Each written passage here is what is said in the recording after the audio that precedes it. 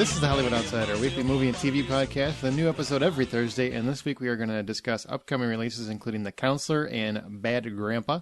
We're going to have spoiler-free reviews of Machete Kills. Our From the Outside In topic this week, it's our last Halloween topic of the month. We're going to talk about horrific moments. That's right, I said horrific.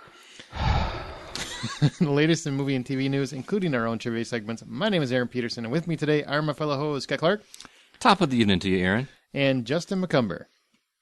Top of the evening to you, sir. You do a was much that more... too much? No, that's a much more excited Irish than Scotty was given. Yeah, well, I put that effort out there. I'm not going to try it again. I failed miserably last time, so. Appreciate it. If you notice, the show is lacking a certain Southern gentleman. That would be... You say so. What's that?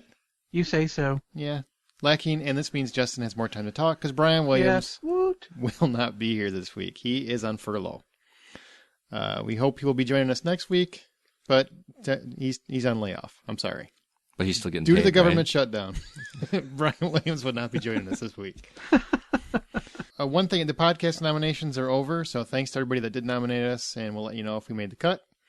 And speaking of groveling for nominations, this isn't on you guys as what you see in front of you, but I thought this was kind of interesting. I read today before the show that Michael Fassbender, you guys know who he is, right? Mm-hmm. Yeah, he's in every fucking movie done this year. Exactly. He's in every movie. But he's getting a lot of Oscar buzz for 12 Years a Slave. And he the says... movie that all of y'all said we don't need because we're over the whole slavery thing. Yeah, we walked it off. Okay. He says that he's not campaigning for it because he would rather work as an actor than become essentially a politician. I think that's actually a fresh take on that. How does getting an Oscar make you a politician? He's talking because you have to campaign to even get the nomination. Oh, the campaigning thing. Oh, yeah. I gotcha. Because you basically have to pimp yourself out, and you have to go to tons of, I'm sure, it sounds tougher than I'm sure it is, but he has to go to tons of dinners, tons of introductions, meet a lot of famous people, shake a lot of hands. Oh, the horror. I know. Horror of this. He's got a tough life going on. Sad bastards. I don't know how he's going to make it. Also, remember a couple weeks ago, we were talking about Vin Diesel and how he only had one line in Guardians of the Galaxy, the I am Groot from the comics. That's literally his only line, I am Groot. Mm-hmm. He confirmed it. So, we score. We were right. That's all. Now, do you think that when he went into the recording studio, did he have to do, I am Groot? I am Groot? I am Groot. I mean, did he have to go through about, say, 20 different iterations of that so they could fit it in for the context of the moment? Roughly. Yeah. And I think he had to method act a tree. No matter what, it was probably the easiest couple million he's made, or however much they're paying him. Yeah, Somebody came in and stapled leaves to him. He does look like a tree. I mean, he hung out in the woods for a while just standing there. He's a big oak of a guy. Do you? How much do you guys think he made for that? He's making for that, if you had to guess. Guardians, for probably like a couple days' work. I'm sure he's doing some motion capture, but mostly it's just I am Groot. I'm Groot. I'm Groot. How many? Do we know any of the cast? Like how big the cast is? It's a pretty big cast. Yeah, it's an ensemble movie. Yeah, there's a lot of people in it. A lot of raccoons too. Do you think he's really multi-million-dollar for his voice? Oh yeah, he's Vin Diesel. His voice is awesome too. I mean, seriously, I get scared hearing it. I tremble. Him and Benedict Cumberbatch. They could have a voice off. That would be fantastic. I would go see that movie. Just voice off? Just them saying random things back to each other. Just sitting on stage facing each other. Just random, get off my lawn. The big news of the week, and this is, a lot of you ladies are probably upset or excited. I don't know which way you lean on this one, but Charlie Hunnam, well, you're all excited apparently. The book is leaning that way. But Charlie Hunnam is out of 50 Shades of Grey. And hang on, there's all kinds of speculation as to why. So why do you think he pulled out early? Oh man. What? Did you take it a different way than I meant it? We took it exactly the way you meant it. Yeah, pretty much. I don't know what you're talking about. I think he probably withdrew his name from the film. His name? Yes. I'm not going to use Aaron's phrasing. Not now. Probably because a lot of people expressed that this would be a bad career move for him. Yes, 50 Shades of Grey is a best-selling book, but it is also widely seen as a guilty pleasure and not something that you're going to ever take seriously or see as a fine art. And for him to be in a movie of that book, probably his agent sold it as a really good idea, but his friends, the people who really give a shit, came in and said, bro, you cannot do this movie. They're all saying that it's because of his schedule on Sons of Anarchy is why he's not doing it, but they had to know what his schedule was when they signed his ass to the film. Absolutely. I ain't buying that. Absolutely. I think he backed out because he didn't want to do that piece of crap book. He was also mentioned that he didn't want to be like kind of tied in with the Twilight crowd, so to speak. And I think that you think about it. As much as I'm not a big fan of the Twilight movies, a lot of guys go and see the Twilight movies with their girlfriends. What? Yeah, I mean, I don't believe it. Brian's Hey, gone Brian, and what's seen it. up? Yeah, right. Now, and that's somewhat okay. I can see some guys going to see the movie with their girlfriends or whatever. Do you see a lot of guys going to see 50 Shades of Grey with their girlfriends? Not with their girlfriends, but I see them in the back row, just waiting to pounce. Oh, Catch them as they're walking out. yeah. Hey, Get them honey, all. how you feeling? Let's go. Yeah. You want to get some coffee? I was never really sold on him as a character anyway. I don't. Well, you actually you heard the book, right? I listened, yes. Yeah, you listened. Yeah. Isn't he supposed to be like a 50-year-old guy? No, he's younger. He's in his like he's late 20s, He's early in 30s. his late 20s, early 30s. Yeah. He's a young billionaire. Charlie Hunnam could play that. I mean, he's a good-looking guy. He's affable. He's charming. I don't see the problem. I mean, other than bad career move because it's going to paint him as a cheesy actor, maybe. But he just did Pacific Rim, and that's not exactly high art. No offense. I mean, I like the movie. Pacific Rim didn't need him to be naked through most of its filming. 50 Shades of Grey is going to have him pretty much naked for a lot of the film, doing a lot of sleazy shit to the woman he's on screen with. Not only that, but the character himself was very professional outside of the bedroom. You know what I'm saying? Like he would. I do not know what you're saying. No. No, the way he spoke and the way that he carried himself was very businesslike. You know and what I mean? He's just dirty in the bedroom. And I don't get that from Charlie Hunnam. I mean, granted, I've only seen him in Pacific Rim, and I've seen screenshots of him from Sons of Anarchy. He's more gruff than I expect the character to be. Well, I think he could clean up party. Sure. Yeah. I don't know. I mean, he's not going to do it, so it really doesn't matter now. But the reasons he's doing it, I agree with Justin. I don't think it has anything to do with schedule because Kurt Sutter was talking him up in just at a recent Entertainment Weekly magazine. So I think they would make whatever concessions they needed to for him to finally hit it big. Right. Really. So it's honestly nothing I'm really excited about seeing anyway. And I there's going to be lots of speculation about who's going to play the character. I have no idea. I can't even. Oh, just give it to Fassbender and let's all move on. Yeah. He's doing everything else. he is doing everything else. He's free. And he's open to nudity, so. And from what I've heard, he's got good reason to be okay with it. Yeah. All right, moving on. The Rock. That dude that stars in every single movie in America. Well, he's starring in another one. He just signed up for San Andreas 3D. That's right, Scotty. The Sweaty Rock just joined your favorite genre, and he's a disaster movie in it himself. See, you confuse me when you say your favorite genre and San Andreas in the same sentence. I immediately assumed this was a Grand Theft Auto. You found a way to make that fit, didn't you? Come on, favorite Johnny and San Andreas? Favorite genre. Yeah. I'm with Scotty on this one. You led him down that path. You kind of did, man. I That one's don't- not on me. I don't think I led you down that path. But it's actually when you're talking about favorite genre, you're talking about disaster movies, and I'm a little bit more on board, much more on board than I would be for a San Andreas or Grand Theft Auto movie, believe it or not. But I don't know, not 100%. The director is Brad Payton, who did Journey to the Mysterious Island, and that makes me a little nervous about the I'm sure that was a classic in its own right. People should treat it with a little bit more Is this respect. a sequel to Volcano? Starring Tommy Lee Jones. I would go see it if it No, was. If The not- Rock and Tommy Lee Jones in the same movie, I'd do it. or Pierce Brosnan, Dante's Peak. Well, he Oh, did yeah. Dante's Peak, yeah.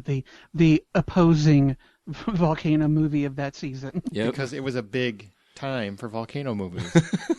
Apparently. Here's something a little crazier. Darren Aronofsky, is that how you say it? Well, he's making he's making a Noah movie with Russell Crowe because when you think Noah, you think Gladiator, and but he's apparently at odds with Paramount because Paramount is saying, hey, we don't like the final cut because apparently it's not as close to the Bible as we'd like. He's saying, I'm Darren Aronofsky. I like to make crazy stuff. What do you think, Justin? Do you think he's overstepping his bounds a little bit? Well, two things. Fault for this lies on both sides.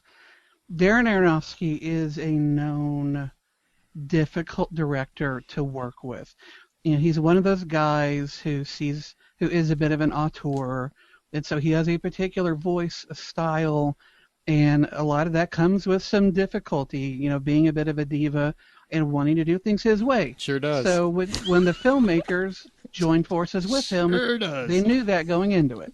That said, Aronofsky, who normally does not like to work with big studios doing big movies, signed up with this big studio to do this big movie. So you got to know that when you're making a deal with no pun intended, devil, there's going to be a price to pay, and a part of that price is giving up your authorial voice in favor of some studio notes and giving into them a little bit. If you don't want to give in to studios and you don't want to get notes, then don't fucking work with a studio. Mm-hmm. There is a healthy and robust indie space out there now. Stay in that. But yeah, apparently they have tried the film with some test screenings across the country. Those screenings have not been as good as they were hoping for. Some of them, what's funny is they showed it in 3 different locations. One of them had a huge Christian audience, the other one had a huge Jewish audience, and then the other one was just a quote-unquote general audience. All 3 of them had problems with it. Ooh, but apparently Aronofsky is resistant to changes, and of course the studio is saying, well, I'm sure we'll get past this, and it's going to be what we see in theaters will be what Aronofsky wants it to be. So we'll see. But what struck me in reading this article, and I'm going to get a little bit of a soapbox, but I'll try to keep it under a couple minutes. Right.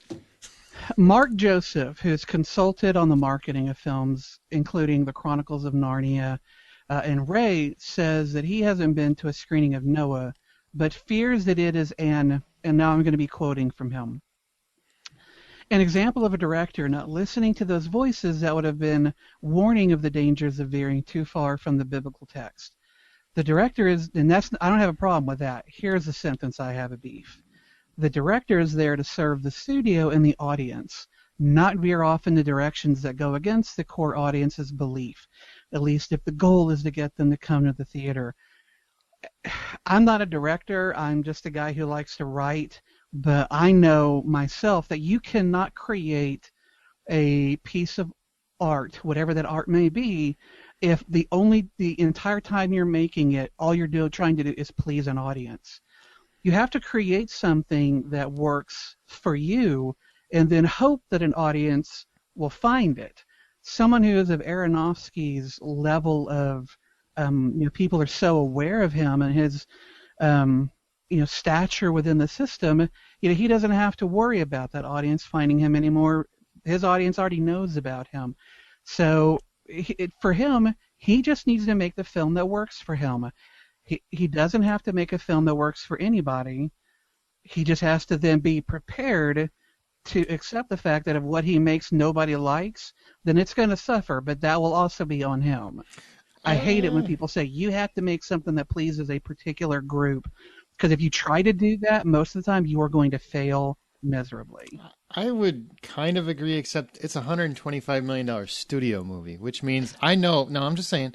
No, I agree. And you guys know this as well as I do, that the studio had that conversation with him, is that, hey, we want you, we want your vision, we want your talent, what they consider as talent. I'm not a fan of his, but that they sat down and said, but here's a core demographic, here are some bases we want covered, because they had to have those conversations. So I would say for a lot of things, okay, true enough. But when you're adapting anybody, not just the Bible, when you're adapting any book, you have to have some kind of a semblance to the fans that book is based off of, that comes from. Just even in 50 Shades of Grey, whatever that base it loves about that book, you need to adapt portions of that. Now you can change some of it because some things don't translate to the screen as well as they are on the written page. Mm-hmm. But you should at least try to please those fans. Now the Bible, agree or disagree, you think it's fiction, nonfiction, whatever you think it is, it still has fans. Some people say followers, some people say fans. However you want to look at it, same difference. I love calling Christians fans of the Bible. I'm just saying, if you treat it just like a book, if you treat it, if you treat No, it, they're fans of it. I mean, I would not say that calling a Christian a fan of the Bible is a wrong thing or a bad thing. Yeah, but me saying it and you saying it are probably two different things. I'm saying it out of respect. You're trying to sound like you I'm are. not being disrespectful. All right. I I think the Bible it's of course the best known book in the world. It's been around for nearly 2,000 years. It's got lots of fans. But if someone is going to come to that book and make an adaptation of it, again, it's on them. If they decide to veer off, it's on them to accept the consequences of those fans not liking what they did. And I agree, he's working for a studio that's shelling out a shitload of millions of dollars, and so he owes them a certain amount of respect and acceptance of what they want. But if he was making an indie film, I would be a lot more behind him saying, I'm going to do what I want, even if it is the Bible. Do what you want, and then if people don't like it, well, you ain't going to make any money. That's true. Now that I totally agree with. If he was doing an indie movie, I would say yes. But if he's doing a $125 million studio movie, he has to fall in line with what they want, whether he likes it or not. I can see him being replaced if he doesn't start following suit, so to speak. What I'm curious about is what these test audiences or screeners had a problem with. Was it with something in the third? Well, he's changed the animals. The third act. Yeah, a lot of it is the third act, and I don't know exactly because they don't want to ruin the ending. But some of it is the animals. Some of it is the animals too. He's changing the species or something like that. He's putting dinosaurs on. That I would go see. the velociraptors on the ark? Oh yeah, they ate all the other animals. That's what happened. I could see him trying to do it, or Mickey That Rourke would shows actually up. be kind of badass. It's like I this- want to see a Noah's Ark with raptors. Justin's like, I would go to Sunday school if they taught that story. If they had Jesus riding on a raptor, I would be there. Oh wow! Oh, wow. I'm just picturing that. Somebody's gonna do it. Yeah. I really wish some of our listeners knew how to do Photoshop really well or something. Jesus on a raptor. Wow. Well, we'll see what happens. I mean, Russell Crowe, I'm sure, has some say in this too, and they want to bring Aronofsky's vision, but they also want to make their money back. So we'll see where it goes. And the Bible is one of those things where if you adapt anything from it and you do it to where you piss off the Christian audience, there's such a backlash. The studio just doesn't want to deal with it. Even if it came out as pure art, I just don't think they'd want to deal with it. Wasn't Noah drunk too? Like maybe that's what's in the movie, and they're like you put the true story of Noah just staggering around the boat. No, I actually think I remember hearing that he was a fan of the spirits. He was. And by spirits, I don't mean ghosts. I mean the Holy liquor. Ghost. He's like, wine is Holy fine, but Ghost. liquor's quicker. You know what I'm saying? All right, well, let's move on to horrible actors. The RZA, he wants to continue the universe he created in Man with Iron Fist, one of my favorite films of last year. I was so glad to hand you that article. God. And he wants to continue this universe in Sting of the Scorpion. And by the way, if you didn't catch it, that was total sarcasm. I hated that movie. Which apparently, I didn't hate the movie, I hated him. I need to see it now. I still have not seen it. I got to see this thing. It's one of those movies with some great action scenes and some of the worst acting you'll ever see in a movie. The RZA, he should just, if they give him a card, an acting union card or whatever. SAG. Thank you. SAG card, take it away. Just take it right Take back. it, burn it, shit on it. I think and it's- never speak of it again. I think it's important to note to those that aren't familiar with this movie or that particular actor, because I wasn't before this movie came out. Mm-hmm. His name is spelled RZA with the in front of it. It's the He changed RZA. it. He Well, changed just like the Edge is, Edge. Yeah, but that's cool. Hey, I think the RZA is cool. You are so racist. I'm so racist why do you because I get like you too. Yeah. Why the Edge can do it, but the RZA can't? Because the edge is a real word. So it's RZA. He's just putting letters together. Well, apparently he wants to create more of these worlds. So he wants to create another portion of this world with Sting of the Scorpion. So it's going to be more cool action with horrible acting skills. Do you want to venture into another RZA pick? The RZA pick? No, not at all. Does anybody? The RZA does, apparently. He's going to fund this. How well did the first one do? I should have done some research, but It didn't do well at you all. should've. It flopped. It did like $15 million. It did not do well at all. so why does he think a second one needs to be done? I don't know, because they always do. Because he thinks I'm telling you, I saw the movie, he thinks he's a thespian. And he's not. He's not a thespian. I would buy him as a lesbian before I buy him as an actor. He's just not good. He's horrible. You can buy lesbians? I didn't mean for purchase.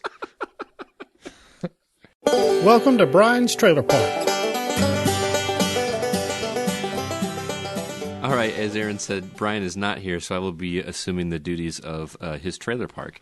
We've just got 2 movies this week. The first one is Dear Mr. Watterson, and this is a documentary about an art form that we rarely get to talk about on this show, and that's comics. Now, we talk about comic books a lot, like with superheroes, that kind of thing, but I'm talking actually about comic strips, the kind you read like in a Sunday paper, and one of the most beloved comic strips is Calvin and Hobbes, which was penned by Bill Watterson. Dear Mr. Watterson is a documentary that takes a closer look at his work and basically talks to a lot of his fans. What's interesting about this is that Bill Watterson himself appears to be nowhere to be seen in the trailers, and I don't even, from what I've read, he's not involved in this at all. So you're not going to get to see any interviews with him or anything. But the movie itself appears to be more like a love letter to the series, because there are a lot of hardcore fans of this comic book, and I'm one of them actually. Calvin Hobbes is a comic series that I grew up on, reading it in the Sunday paper as well as reading the books multiple times, and personally I think is responsible for a lot of who I am today as far as my sense of humor and my sense of Hey. Explains it. Don't put that blame on him. But Is that the documentary? Is that what it is? It's explaining that, like how you became you. No. I I'm would just saying pay that for that. I'm I would explaining why I'm interested in seeing this documentary, because I seriously love that comic. They're funny, they're adventurous, and there's a lot of psychology and interesting look at life in that comic strip that you don't expect from a comic strip. Mm-hmm. Now, Justin, I know you're obviously a big fan of books. So am I alone in my excitement for this documentary, or are you excited as well? Oh, no, absolutely. Calvin and Hobbes, there are not a lot of comic strips that I really hold dear. But when Calvin and Hobbes came out, it was like someone had reached into my head and pulled out so much of the things I had imagined as a kid, but then spun them in a way that made them so magical and lovable. I mean, Calvin is a character that's not really a nice guy, little kid. He's a little bit of a shit. Yep. Is he really? Hobbes Oh, yeah. is so great, and Calvin's unfiltered, uncensored outlook at the world and the things that he says, even though he can be a little shit about it, it's still endearing. Mm-hmm. There's nothing about those characters or the comic strip that I don't love, and I really, really, really want to see this love letter to Mr. Bill Watterson, who is a pretty well-known reclusive guy. He does not talk about himself or his work that much. He never tried to commercialize or create any kind of toys and marketing for Calvin and Hobbes. All this things you see of him pissing on different truck brands, he hates those and wishes that he could stop them. I can't wait to see this. It's a love letter that I think a lot of us wish we would have written him, but now we can kind of see it through this guy's eyes. Can't wait. Awesome. And you've never read any of them, right? No, not really. You really should. I'm I'm kind of familiar with it just from the pissing on stuff. And that's the unfortunate thing is that's true. what he's associated with, and that's like he said, he is kind of a little shit, but he's not evil. You know what I mean? No. He's just like a kid. I don't He's think just, urinating is evil. I think it's a necessary function. No, but he's of got this everyday look life. on his face of like, I'm doing this because I'm a badass or kind of thing, whatever. And he doesn't have that kind of an attitude. He's very much a kid.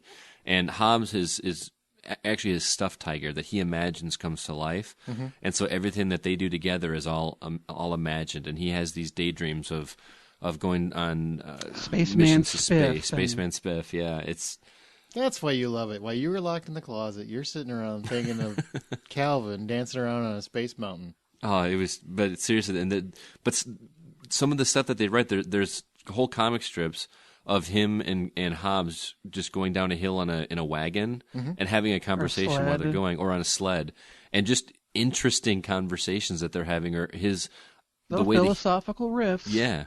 Oh, that actually sounds pretty cool. It really is. Yeah. That one does come out on November 15th, and it sounds like I'm not the only one excited about that.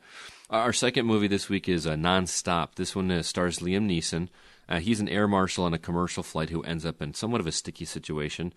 He begins receiving threatening texts from an unidentified person claiming that they will kill a random person on the flight every 20 minutes until his or her demands are met.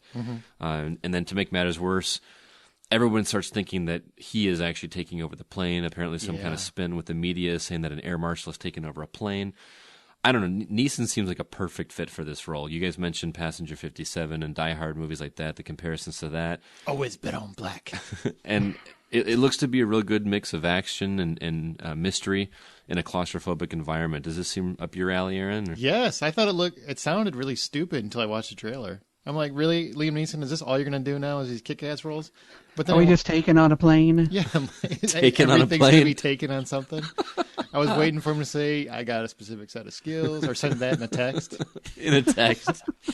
That needs to be a meme right now. Just a picture of him texting on a flip phone. Yeah, I got a very specific set of skills. But, man, when I watched the trailer, I'm like, that's a really cool take on this. That's a cool taking on this, I guess. Oh, man. Yeah, well, hey, I can't hit gold every time. Or most of the time. Or even some of the time. Or even occasionally. But I thought it was a really unique concept. You guys got to watch the trailer. It's not just your standard formulaic Liam Neeson kicking everybody's ass. It's actually a cool concept. Yeah. I would love to see Wesley Snipes show up, though. I think that would just like a cameo? They would just show up. What do you think, Justin? I think it looks really good. After both of the Take-Ins and The Grey, I started to worry that maybe Liam Neeson was trying too hard to make himself into an action star, especially after Taken 2 because it got such bad reviews. But this one looks really solid. It has a story that reaches beyond the plane. There's obviously a much bigger conspiracy going on. I find that intriguing, and I definitely want to see this. And you will be able to. That one actually comes out on February 18th of next year. Ooh, right after Valentine's Day. Great Valentine's Day movie.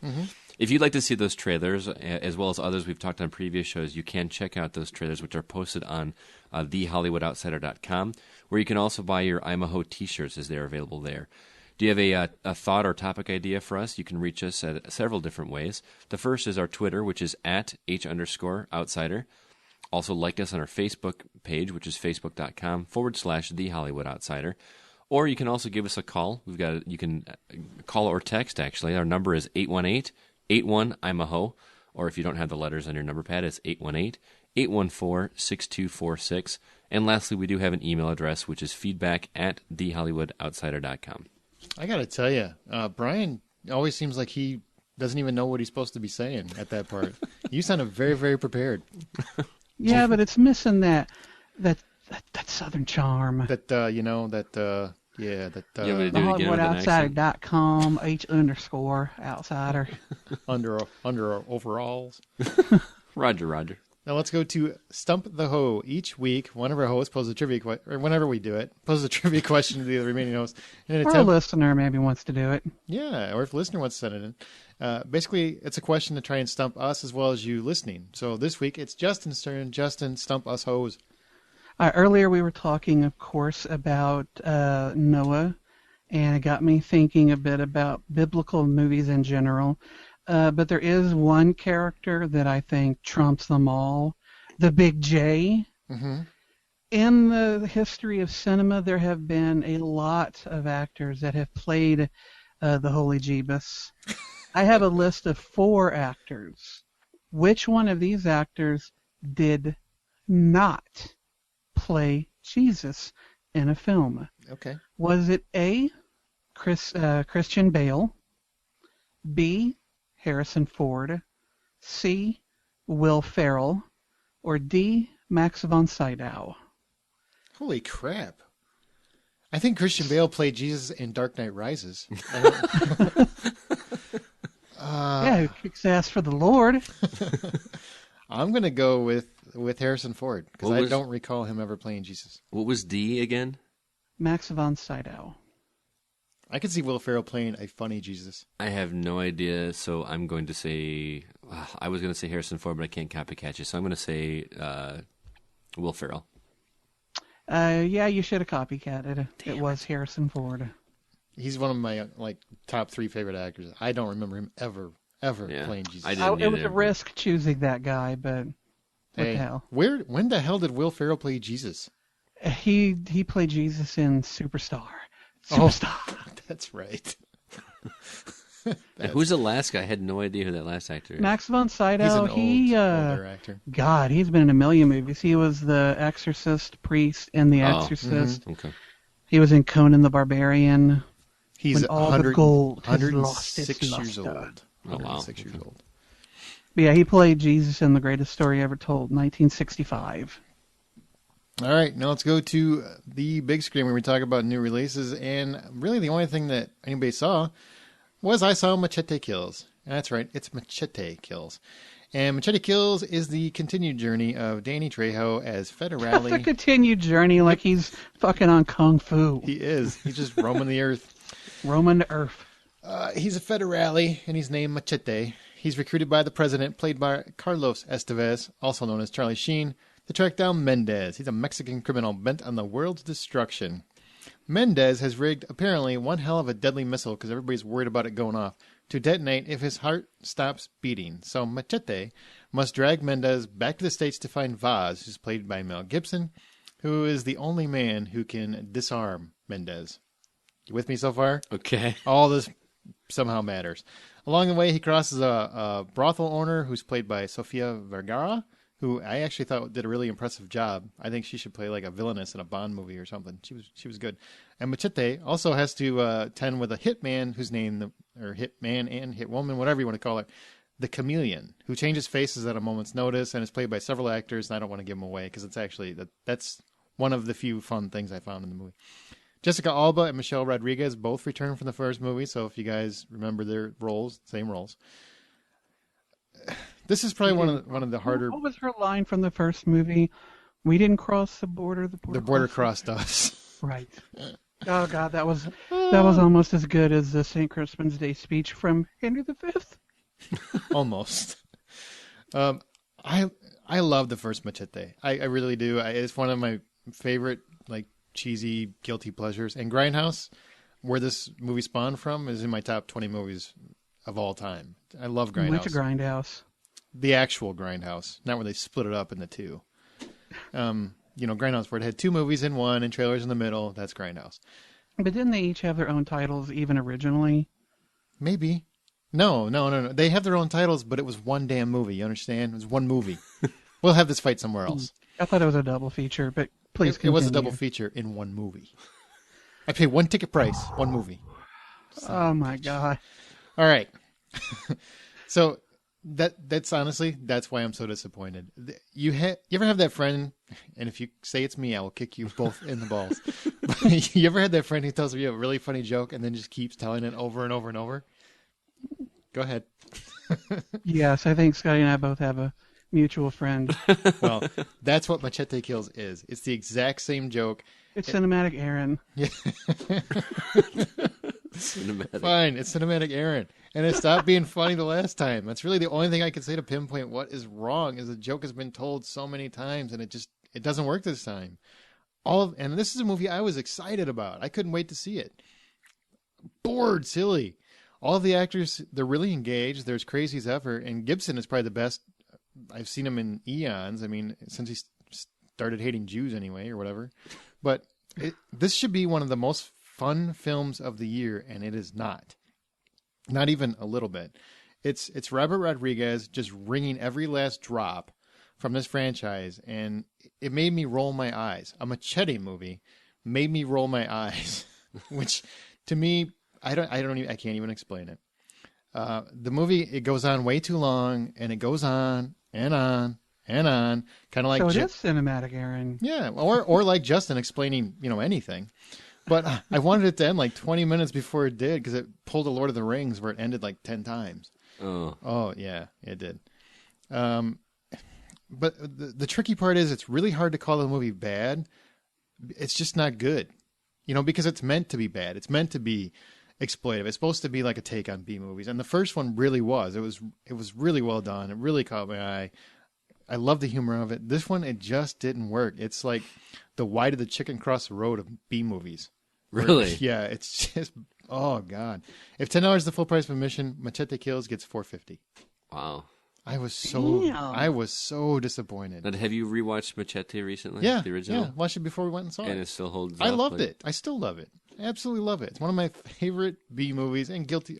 You say guilty pleasure, but I'm not ashamed of it. So I love the movie. Mm-hmm. It just this one, it's almost like it's doing the same stuff over and over.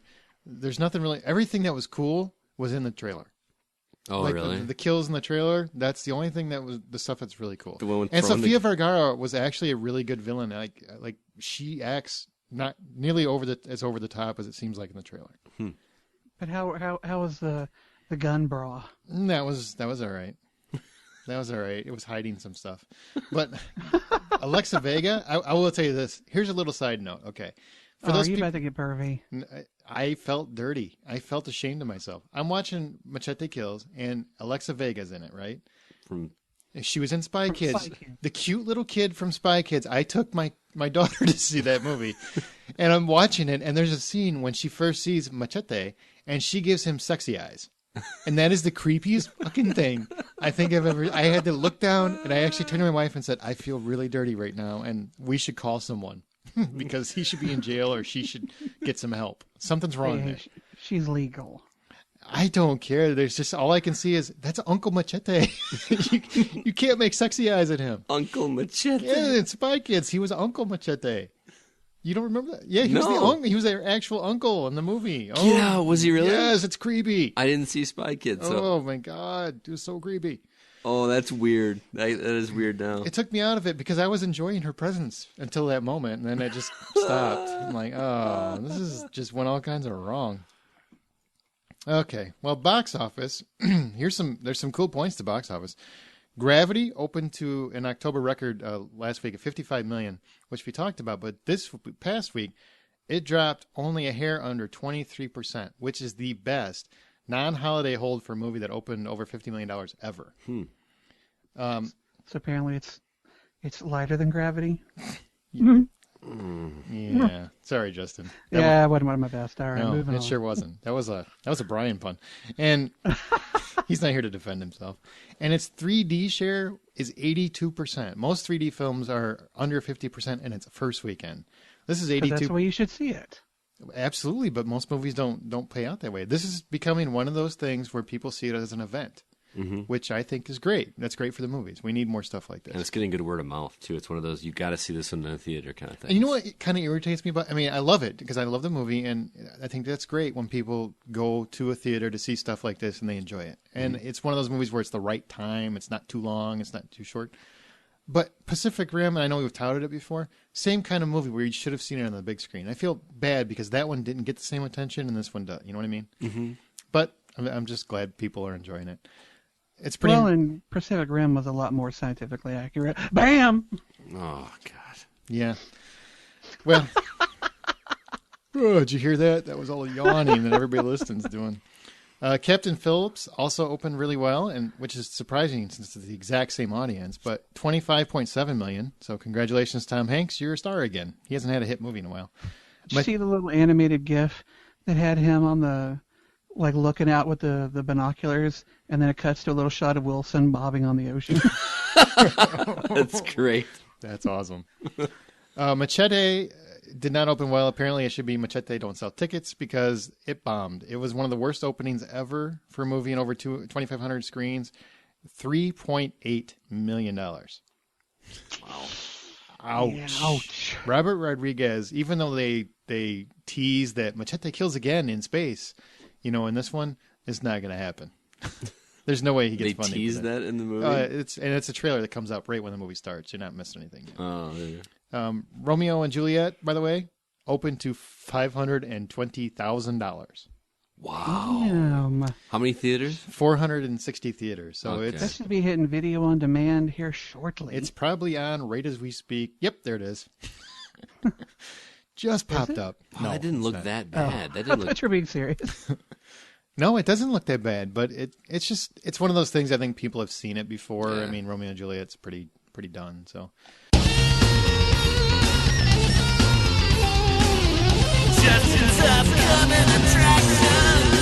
All right, guys. Well, this is going to be a light week. We've only got 2 movies to talk about, both of them opening up on October 25th.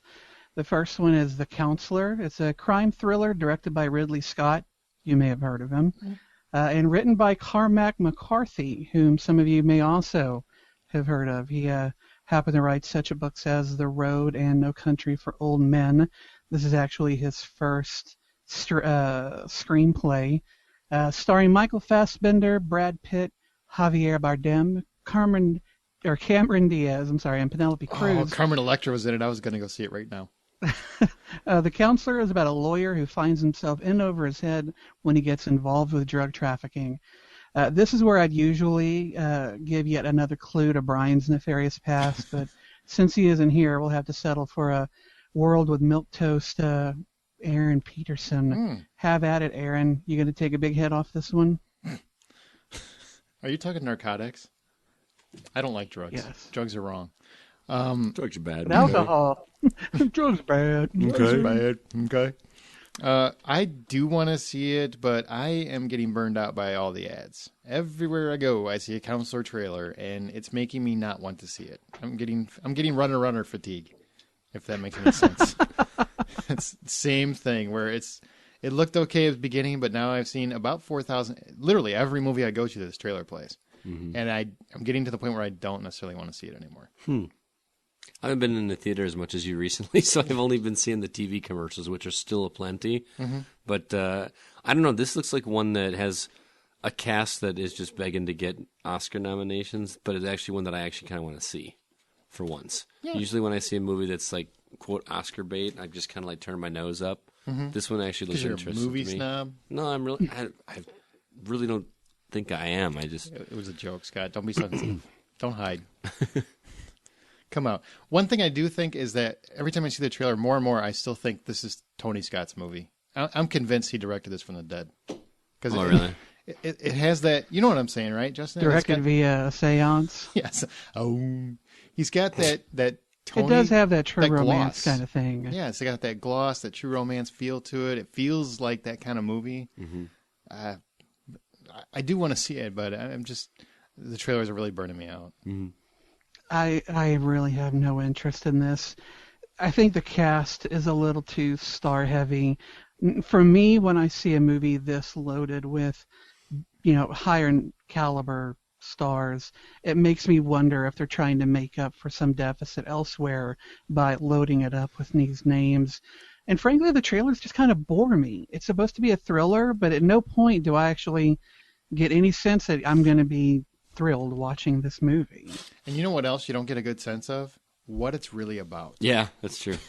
It's probably one of them. Which I'm sorry, go ahead. it can't be a bad thing sometimes, but in this case, it is a bad thing. Yeah, if you're going to sell me on a thriller, I need to know a little bit more detail. And you've told me more about what this movie's about than that any of the trailers I've seen 1,000 times have told me. So kudos, Justin. You should work for their marketing department. Shut your mouth. I will never be a marketer and advertiser. They're soulless husks. You sell All yourself right. like every week. It's the same thing. Shut your face. Do not point at my hypocrisy.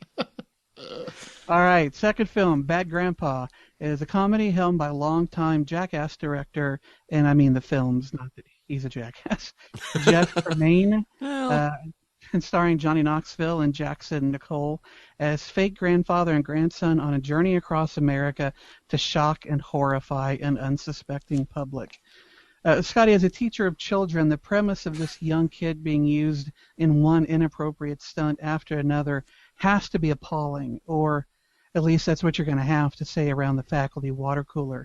But tell us, what do you really think? I think it looks hilarious. The first time I saw this trailer, my immediate reaction was, another Jackass movie. And by the end of the trailer, I was laughing so hard. That scene at the end of the beauty pageant or whatever. Oh, when he's making it rain. Oh, dude, I lost it. It's so funny. It's so wrong.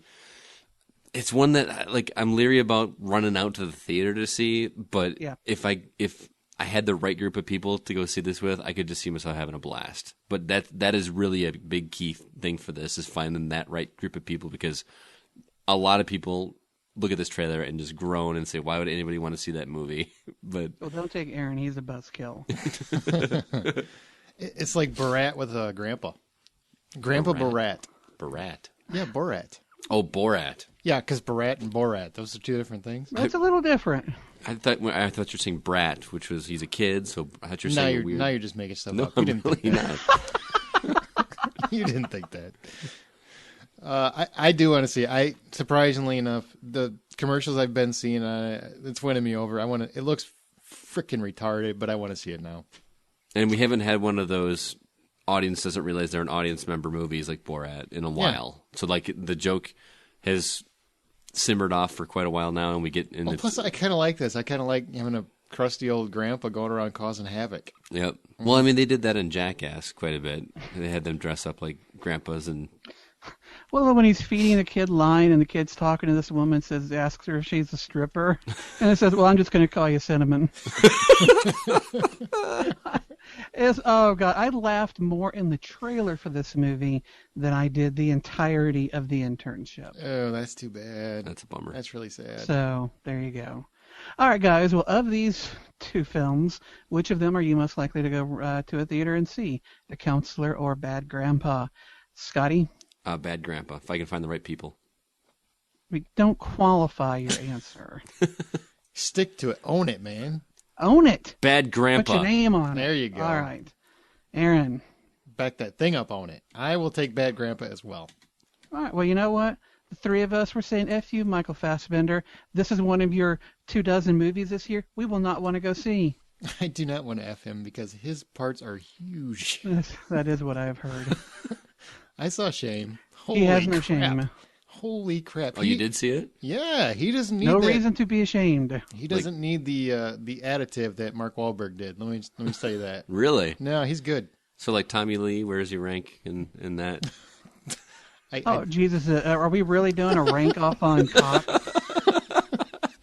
You could listen I to mean, where's Liam Neeson in this? Because I've heard he's got a hog too. Oh, really? You would know. God. Oh, yeah. You know better than me. Listen and subscribe on iTunes, your Stitcher Radio app. Give us a thumbs up if you do. Or through our RSS feed at thehollywoodoutsiders.com. There goes our nomination right there. There's a new episode every Thursday. What's this movie? What's this movie? Each week we play ours, where a listener suggests a clip from a movie. And if you think you know what the clip is, email us at feedback@thehollywoodoutsiders.com. Tweet us or Facebook us the answer. And next week we'll give you a proper shout-out. Last week's answer, it was my pick, and it was the original Fright Night. And people that got it right were Kristen Dew, Sean McGuire, Zach Parkinson, John Robinson, Sandy Koch. So congratulations, guys. And this, Kristen also wrote in. She said she doesn't normally write in on these unless she's 100%, but she's going to go with her gut and say the original Fright Night because it's one of her favorites, which is the right answer.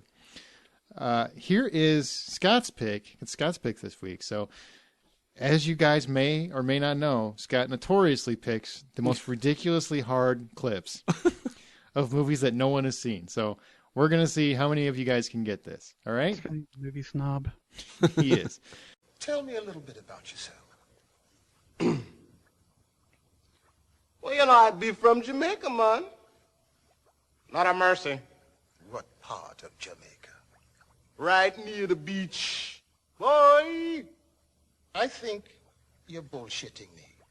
Samson Simpson, I stick by my story. I'm from Jamaica. If I wasn't Jamaican, then why would I wear this hat? All right, now let's go to the couch. We talk about TV and home video news.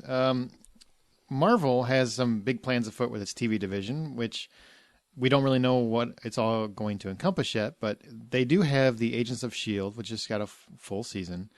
And also on TV, NBC's Blacklist just got a full season. Sleepy Hollow just got renewed for a second season. So far in the TV premiere season world, how are these new series working for you guys? Which ones is there anything falling flat for you, or do you love all these things? Well, I haven't watched them as much as you guys, but Blacklist in particular really grabbed me from the beginning. I thought it was a good mix of your phrase of monster of the week, although it's not monster in this case, it's like a new criminal they have to capture, whatever. But the characters are interesting enough that I'm going to go back to it. Sleepy Hollow, I am really surprised at how much I'm liking that. I mean, it was one of my top picks, but I'm really excited about that. Agents of S.H.I.E.L.D. hasn't grabbed me as much as you guys. I don't know. It hadn't grabbed Aaron at all. No, I hate to say it. I'm so looking forward to that show. I was intrigued, and I just haven't been really excited to go back to it. So, and I got to be honest with you. And I asked Brian for his thoughts, just because we're going to talk about. I know that's a big topic for him because that was his most looked forward to show too. And he said he echoed similar. He said if it wasn't Marvel, he wouldn't be watching it anymore. Oh, really? Now I do think, and I'm sure Justin will speak to this as well because I know he feels this way, but I do think that some shows take a little bit longer to build. And I do think some people keep, as much as I know Joss Whedon was behind the initial portion of the show, he's not the showrunner. You know, No. it's not going to be the same kind of show. And I think is it his brother, Jed Whedon, that's behind it, and his wife or something. Mm-hmm. But you know that he has some hand in it. But regardless of that, it one show to the next doesn't matter. Sometimes it does take a while for a show to build its foundation. That said, it needs to hurry up and find it, as far as I'm concerned. I heard this week's episode, for a lot of people, was the episode that it found its footing. I'm going to watch it later on tonight, and I'll see if I agree with that. But some people really seem to be getting more positive about it. How do you feel about it so far? It's not as good as I would have liked. I think every episode is getting a little bit better and a little bit better. I think the lead actor, not Coulson, obviously, the other S.H.I.E.L.D. agent, I think he is just such he just looks like an agent. There's really nothing about him other than looking like that type of guy that makes him compelling. He's not that interesting of a guy. I think the two tech people are more interesting than he is. But all in all, I do like the show. Maybe I like it because I want to like it. But it is getting a little better with every episode. I hope that it does find its footing. Do you have like a certain number where, hey, if I'm not engrossed by this point, I'll catch it later? Well, I'm going to give it the full season. Like you've said, some shows do take a while to find their footing. So I'm going to give this one its first season. If it's just falling flat by the end of it, then I'm not going to watch it. After that, I'll wait until I hear word from others. But luckily we do have Sleepy Hollow, which has been fantastic.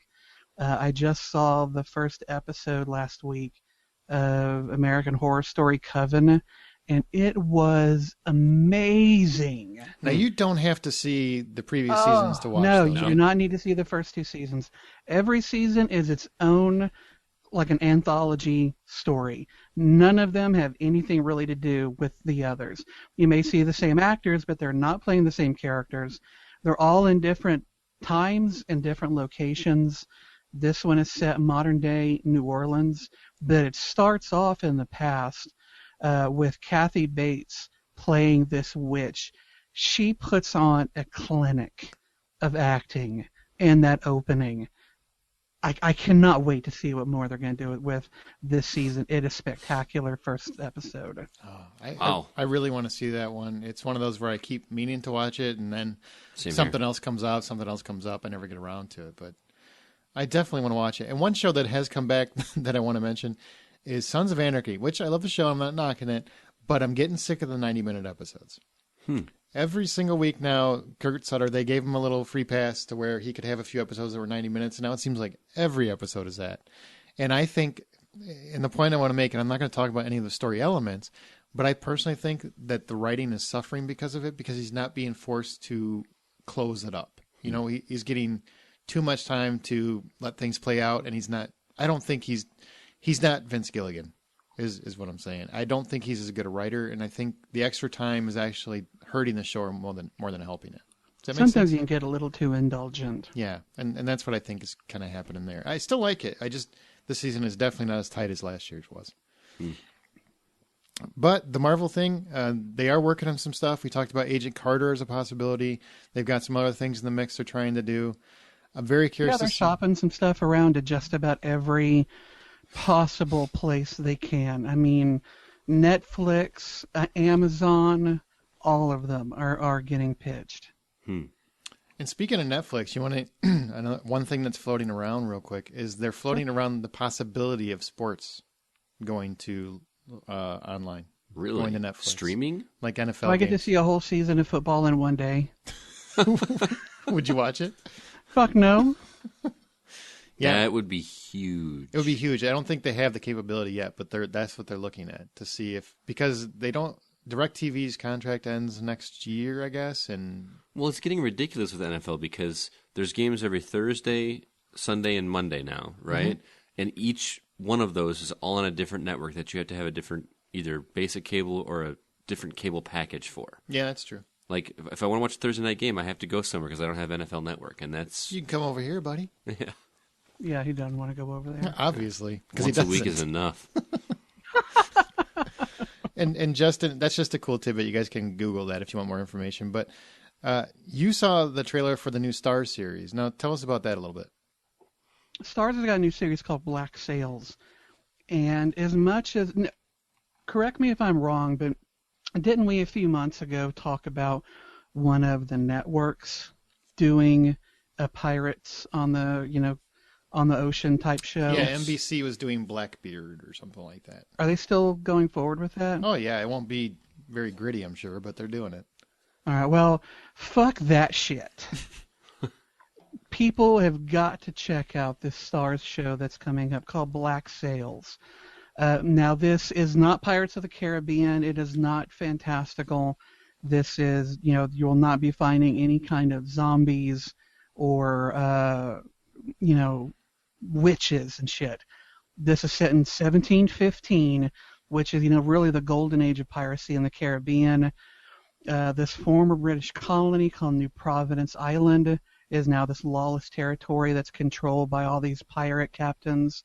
And what I love about this show, or the premise of it anyway, is similar to something that Aaron and I talked about a bit for the Sleepy Hollow show that we do for TV Talk, where I love the idea of a show taking elements of something that we are familiar with and then it's taking as a story, as fiction, but then taking also historical actual people and then kind of swirling them together to make something new. For those who don't know, the show Black Sails is actually serving as kind of a prequel to the Robert Louis Stevenson book Treasure Island. And so some of the characters that are in that novel, such as Long John Silver and some others, are actually in this show, but as their younger versions. But what they're also doing is they're bringing in characters into the show who actually existed.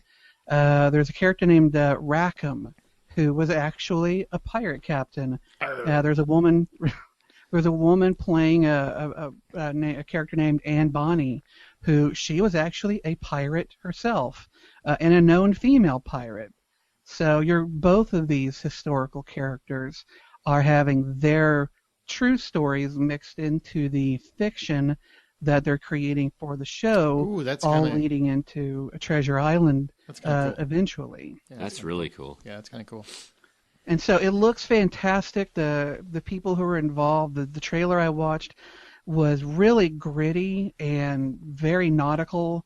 You could just feel that salty spray. It looks very dark, and I cannot wait to take a gander at this thing. I'm really excited for it. I can't wait to feel that salty spray. That salty spray. I can. All right, Scott, let's go to DVD and Blu-ray. Okay, we're looking at releases for October 22nd. First up is the aforementioned The Internship. This is a comedy with Vince Vaughn and Owen Wilson about two middle-aged guys who get an internship at Google. Is it that bad, Justin? You're the only one of us that saw it. It's awful. There is one titty bar scene that it might make it worth your viewing, but really just fast forward to that, and then you're done. Because everything around that is shit. What would you give it?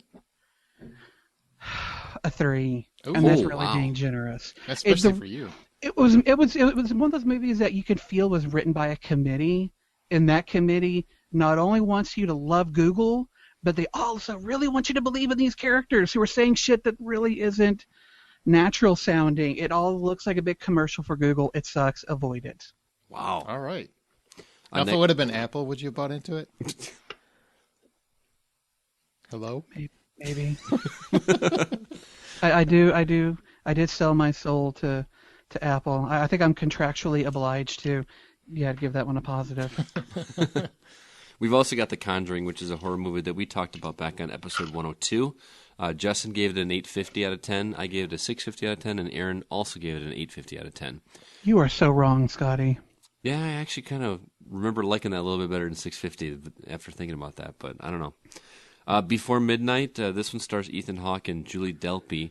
Bought it. As a couple who met in Venice over 20 years ago, and are apparently Ethan Hawke's character is reevaluating the relationship. The description is a little bit more murky, but I like seeing Ethan Hawke in a more serious role. Basically, the end of a trilogy. There's actually 3 movies. Oh, okay. Before sunrise, before sunset, and now before midnight. I plan on watching all 3 of them this weekend, back to back. The trilogy of love. Let us know how it is. Also, The Way Back. This is that comedy that Aaron and I reviewed back in episode 99. I gave it a 7 out of 10, and Aaron gave it a 750. And lastly, we've got Only God Forgives. This is the Ryan Gosling sequel to Drive. Not really. Brian's favorite film. Sequel to Drive. Brian reviewed it on episode 102 and gave it a glowing review of $2 out of 10. So I'll leave that one to you guys whether or not you want to decide you want to do that. It's Ryan Gosling's beauty. Is that what it is? I think so.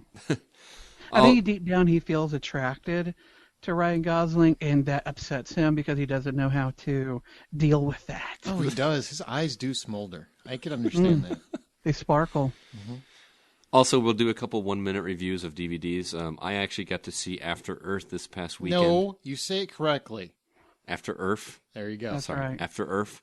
This is the Will Smith and Jaden Smith movie that is basically a lesser version of the story that they told in Gravity, basically. Yeah. Man, this movie was weird. It just had such an odd tone to it, and I felt like neither Jaden nor Will Smith could figure out which accent they wanted to use. Just the relationship didn't make sense. Like, what's the movie they did when he was much younger? Well, explain real quick what it is. You didn't Pursuit of Oh, Happiness. yeah, Pursuit of Happiness. Their chemistry was really good. They felt like father and son. Because they are. Well, but and that's kind of my point. Is in this one they don't. They don't I seem agree- I like agree they're with that. father and son. The story is basically they've crash landed on Earth. Earth. Sorry, they've crash landed on I Earth bet the listeners hate that. They so do. many Go times. watch Independence Day. It all makes sense. So far, after they've basically evacuated Earth, and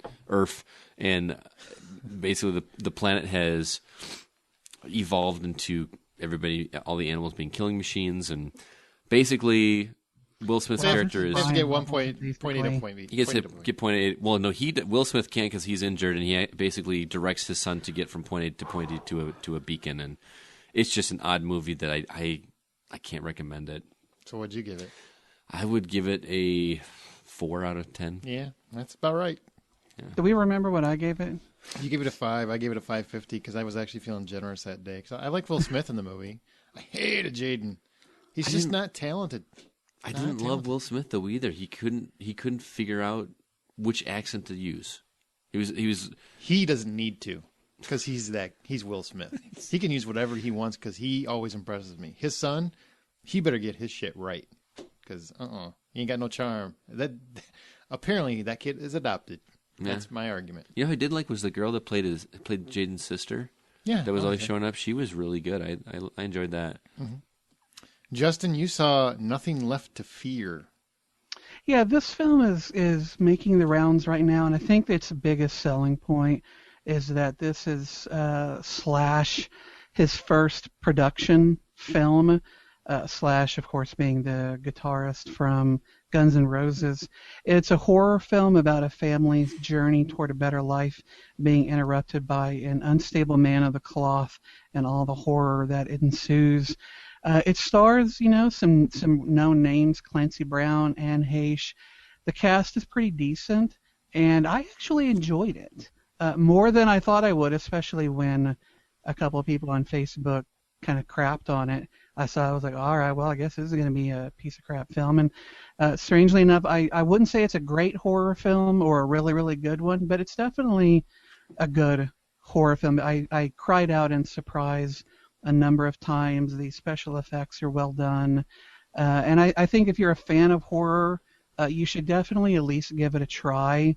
I'm kind of looking forward to see what maybe Slash does next. He did provide some of the music for this as well, though I couldn't recall any soaring guitar riffs. Anyway, Nothing Left to Fear, a decent horror film that I did enjoy. I would give it a 6. 6.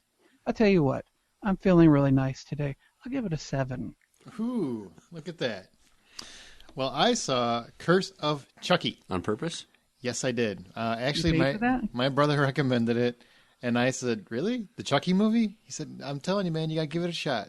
So I did, and I just want to point out, I haven't liked the last 2 Chucky movies because they went all jokey and haha, we're funny, and I just don't want to see my killer evil dolls funny. It's just not cool. So I ran in Curse of Chucky, and they went back to the Child's Play roots. They really made like a horror movie. Interesting plot. You could tell it's low budget, but I mean, it works better than the last 2 movies have worked. Chucky gets delivered to an old house. There's basically a girl in a wheelchair who's, in a wheelchair, so she can't walk. Oh, you got that going on. You got to have something so the doll can chase her down. And coincidentally, They couldn't just give her those sticks, the arm, No, The crutches. Junior on Breaking Bad. Oh, wow, man. I'm just saying, you don't always have to go the Ironside route. We have offended Christians, Jews, and now officially the handicap. So Well, screw the Christians and the Jews, but sorry, handicap folks, I didn't mean to poke. the girl is played by his actual daughter, his real life daughter, Brad Dourif, who does the voice of Chucky, his real life daughter. Oh, that's and cool. she is very attractive, so she's adopted as well as Jaden, because Because he is ugly. he is not a sexy man, not. But basically, Chucky is delivered. They don't know how Chucky ended up there. Come to find out, through the course of the film that he's there for a specific reason. More family members show up. Of course, people die. He doesn't do nearly as many jokey comments. It's very much a methodical kill approach, kind of a slasher film, but it does still have the supernatural elements that the first movie had, the first couple movies had. I actually surprisingly liked it. It's not a great movie by any means. I mean, it's still direct to video, but it's done well. It's done dark. It's not done for jokes, and I'd give it 6 out of 10. Surprising. It's probably my favorite one since at least the second one. And now let's go to recasting the classics, where every couple weeks we recast a movie that's a famous movie. And a couple weeks ago, I gave you Jaws. I gave Scott Jaws, and I wanted him to recast Brody, who's played by Rob Schneider. Ellen Brody, who's played by Lorraine Gray. Hooper, who was played by Richard Dreyfuss. And Quint, who does that fantastic speech by Robert Shaw, who's played by Robert Shaw. So recast him, Scotty. I gotta Don't mess this up, start man, because this is one of the best movies of all time. I know. I gotta preface that this is one of the most difficult recasting I've done, because number one, I saw the movie for the first time about a week or 2 ago. So it should be fresh in your mind. It is fresh in my mind. And number two, this is one of Aaron's most favorite movies that he just worships Sure and is. idolizes. So Sure this is. is really, really hard. So I'm probably going to, no matter what I pick, I'm going to screw it up. I started Most with likely. Yep. I started with the Ellen Brody character, which in my mind wasn't a major character in the movie. Mm-hmm. She didn't play a whole. I mean, she was just basically the guy's wife and didn't really play that big into it. So Hey, as far as she was the backbone to that family dynamic. sure, so You don't love those kids. That's what the problem is.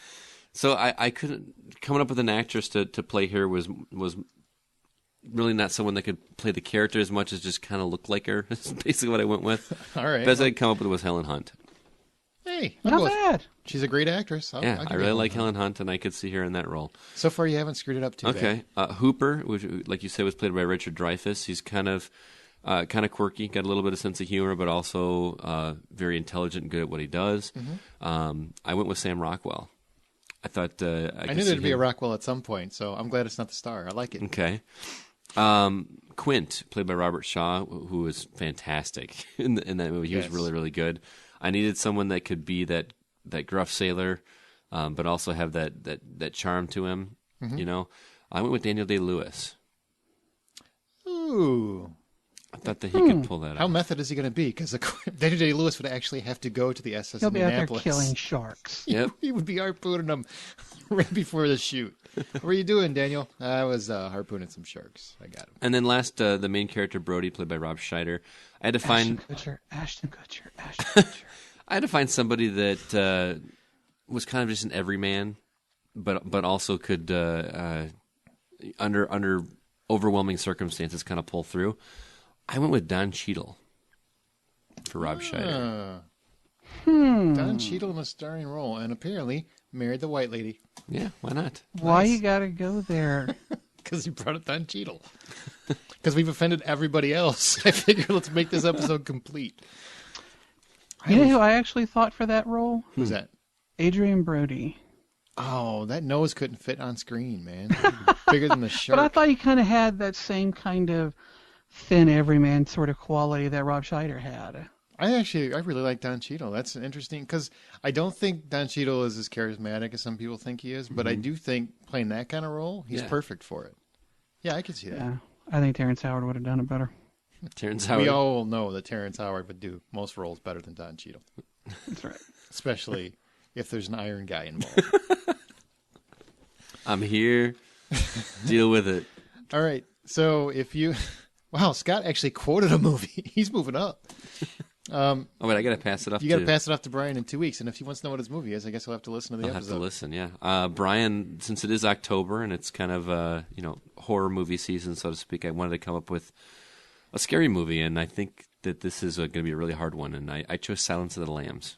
Oh, shoot. Nice. I'm going to have him cast Clarice Starling, who is played by Jodie Foster, the infamous Hannibal Lecter, played by Anthony Hopkins, Jack Crawford, who was played by Scott Glenn, and then Buffalo Bill, who was played by Ted Levine. Put the lotion on its skin. Good luck with that, buddy. How many people have done that dance in the mirror? Raise your hand. Oh. The tuck and jive. I call it the tuck and jive. All right. Wow. I think I just admitted that on the radio. Now let's go to our From the Outside In topic. This week, with it being Halloween, we always do a couple of horror-related topics during the month of Halloween. We've already done one. We're going to do one more, and that's it. We promise. But what we're going to do this one is horrific moments. So we've touched on it before. We're going to get into what really scares us. But before we get into it, one of the questions we do want to talk about is horror comedies. Before we get into the actual horrific situations, horror comedies. Flicks like Eight-Legged Freak, Slither, we never really talk about those. Do they ever really scare you? Or is that just not really their intention? I think the boo scares get you once in a while, whether, it's not so much the horror element, but that something shot at you at the screen that you weren't expecting, more than the actual horror element of it. And I love those movies, by the way. Eight-Legged I guess it depends on what you call a horror comedy. I mean, would you call The Cabin in the Woods a horror comedy? Not really. I don't think that one would constitute. It's got some funny shit. It does. That's true. Yeah, that's true. Yeah, there were some moments in Zombieland that were, a little tense. Same thing with Shaun of the Dead. Warm Bodies kind of had a few moments, especially with the bonies, that I thought was a little tense. But for the most part, no. If it's more for the comedy than the horror, I think playing it for that comedy is the best bet. Don't try and scare me and make me laugh at the same time. You're going to get one. And it's probably going to be the laughter. Can you think of any horror comedies? I mean, and we'll get into the other movies in a second, but any true just horror comedies that really scared you? Because I couldn't think of any, and I've seen 100 of them. I couldn't think of a single one. I mean, like... I don't know. Slither had some fucked up shit, but I don't know if I'd say it scared me. Would you consider Evil Dead 2 a horror comedy? Yes, I would. Yep. That one definitely had some moments that I thought were pretty chilling. Okay. It's fair. I didn't... That's about the only one I could think of, though. Well, let's get into the actual of it. When you guys go see a scary movie, what do you consider scary? Is it more just to make the hair in the back of your neck stand up, or do you want to be truly uneasy, squirming in your seat? How exactly do you want to be scared? I mostly want to feel uneasy. Justin and I have talked about the Paranormal Activity movies at length, and I can't even begin to explain how much I enjoy that feeling sitting in a theater, especially when you have a large group of people that feel just as uneasy as you do, especially when you throw in that supernatural element. I love that tension feeling, and it's coming, and that just you kind of get this wash over you of of, oh, this is really messed up. You know, I love that feeling, especially this time of year. So you want to be really uncomfortable. I do, which sounds weird. Why would I want to be uncomfortable? But I mean, it's a 2-hour point in time that I want to go. No, get I mean, freaked some out. people like the jump scares. Some people like, they like the cat jumping out of the cupboard when there's no It's reason. the same reason. Yeah. It's the same reason we get on roller coasters. Yeah. It's for the most part, barring quirky accidents, it is a safe environment in which you can indulge that desire to feel fear without actual peril of death. That's a And I really think good way to most explain it. movies and roller coasters serve that.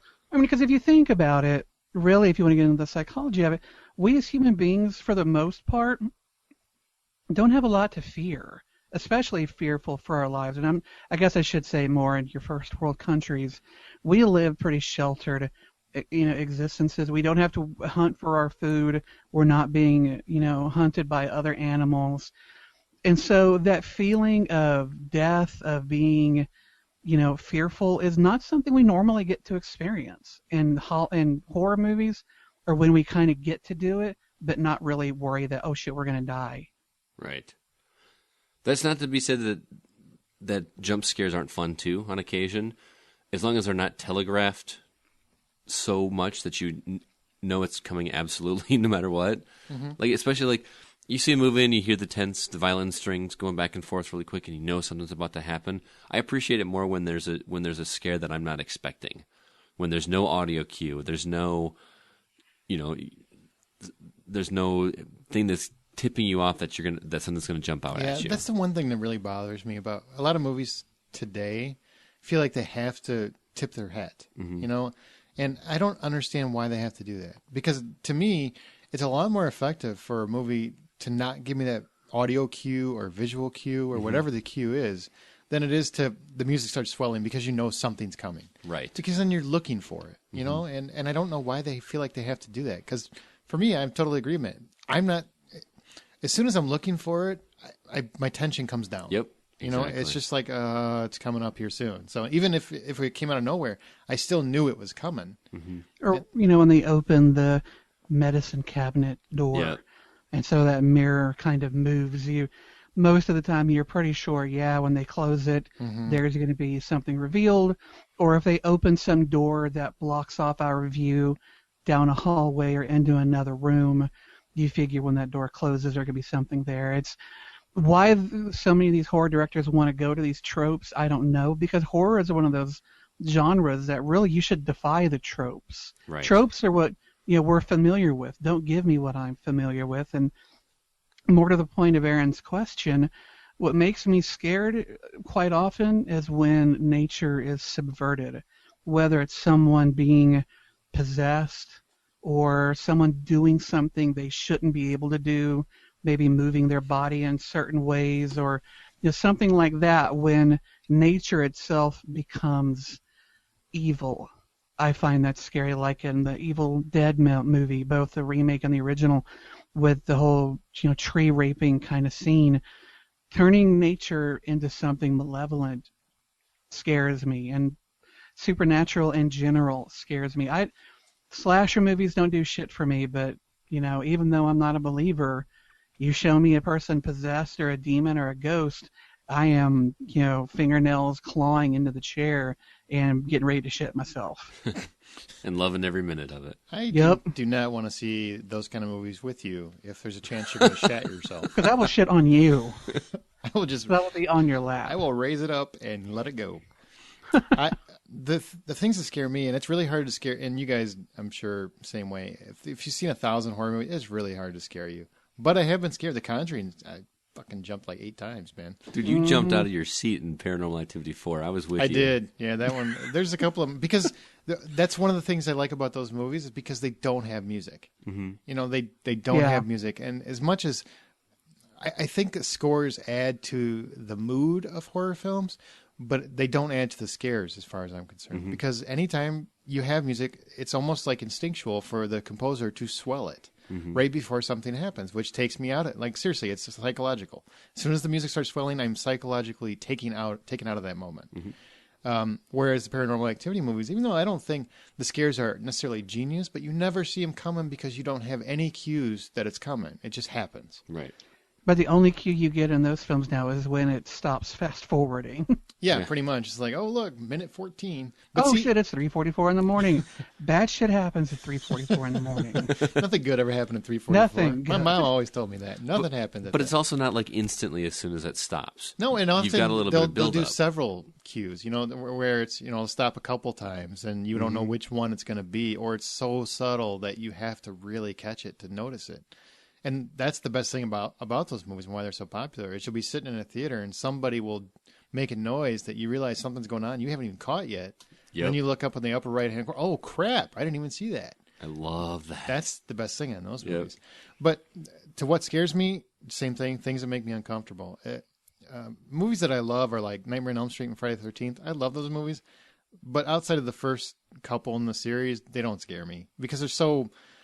I know they're nowhere near realistic. As much You as... start going for the laughs. Yeah, well, yeah, especially Friday the 13th in space. Come on, man.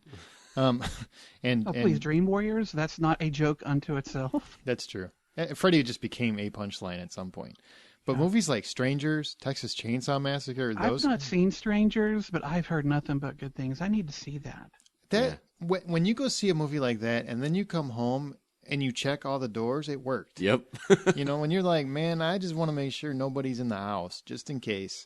And then there's a light on in the basement because you forgot to turn it off, but you don't remember forgetting to turn it off. So therefore, someone's in your house and you're going to die. That's when a horror movie did its job. Yep. Those kind of movies are what work. And Texas Chainsaw Massacre, the original one, if you were lucky enough to see it 20 years ago, that was a fantastic film. Now it probably doesn't hold up, but the way that it was almost sold like a document, Justin, you remember this, it was almost sold like a documentary. So you kind of, the first time you see it, if you don't know as much history because the internet wasn't around back then, so you didn't realize all that. You just saw it because your friends told you got to watch this movie. And you Same thing with Blair Witch. Oh yeah, Blair Witch, same thing. Where you weren't sure if is it real, is it not real, and it freaked you the hell out. Blair Witch is a prime example. Everybody gives that movie crap. That movie was freaky as hell when it first came out. Oh yeah, it was. Fantastic. I saw it in the theater. People hate on it, but man, screw them. They're lying. That was one of the first movies that had pitch black scenes that I remember seeing in the theater. Yeah. And I swear that they even turned the exit signs off in my theater. Because I remember sitting in the theater just going, I don't see anything. I'm looking around and... Did the film break? Yeah, and that was really effective. It was a lot of... I wish I could go back and watch that, have that experience again. Oh, yeah. Well, I just love that people now act like, oh, that's nothing. Because they saw it on cable after all their friends told them how it was and everything. Right. And they've seen 20 other found footage movies. Right. It's not the same, man. The first time you saw it, you had never seen anything like that movie. Mm-hmm. And it was really well done. And that's one thing about horror that I like is that every 5-10 years, somebody finds a way to reinvent it. Yep. Which doesn't really happen in most genres. I mean, how many drug addicts can you come up with in a drama, But romantic comedies. Who's reinventing that wheel? yeah, Nobody. that wheel's not really turning even. It's just kind of there. Now, what about gore? We've talked briefly about it in the past. We've hit on it here and there, but when you go see a movie, gore versus subtle, why do you think gore remains so popular? Do we as a society really enjoy seeing guts of people just hanging out, or is it really just cathartic? Well, I kind of think it's both. I mean, it's really the same thing.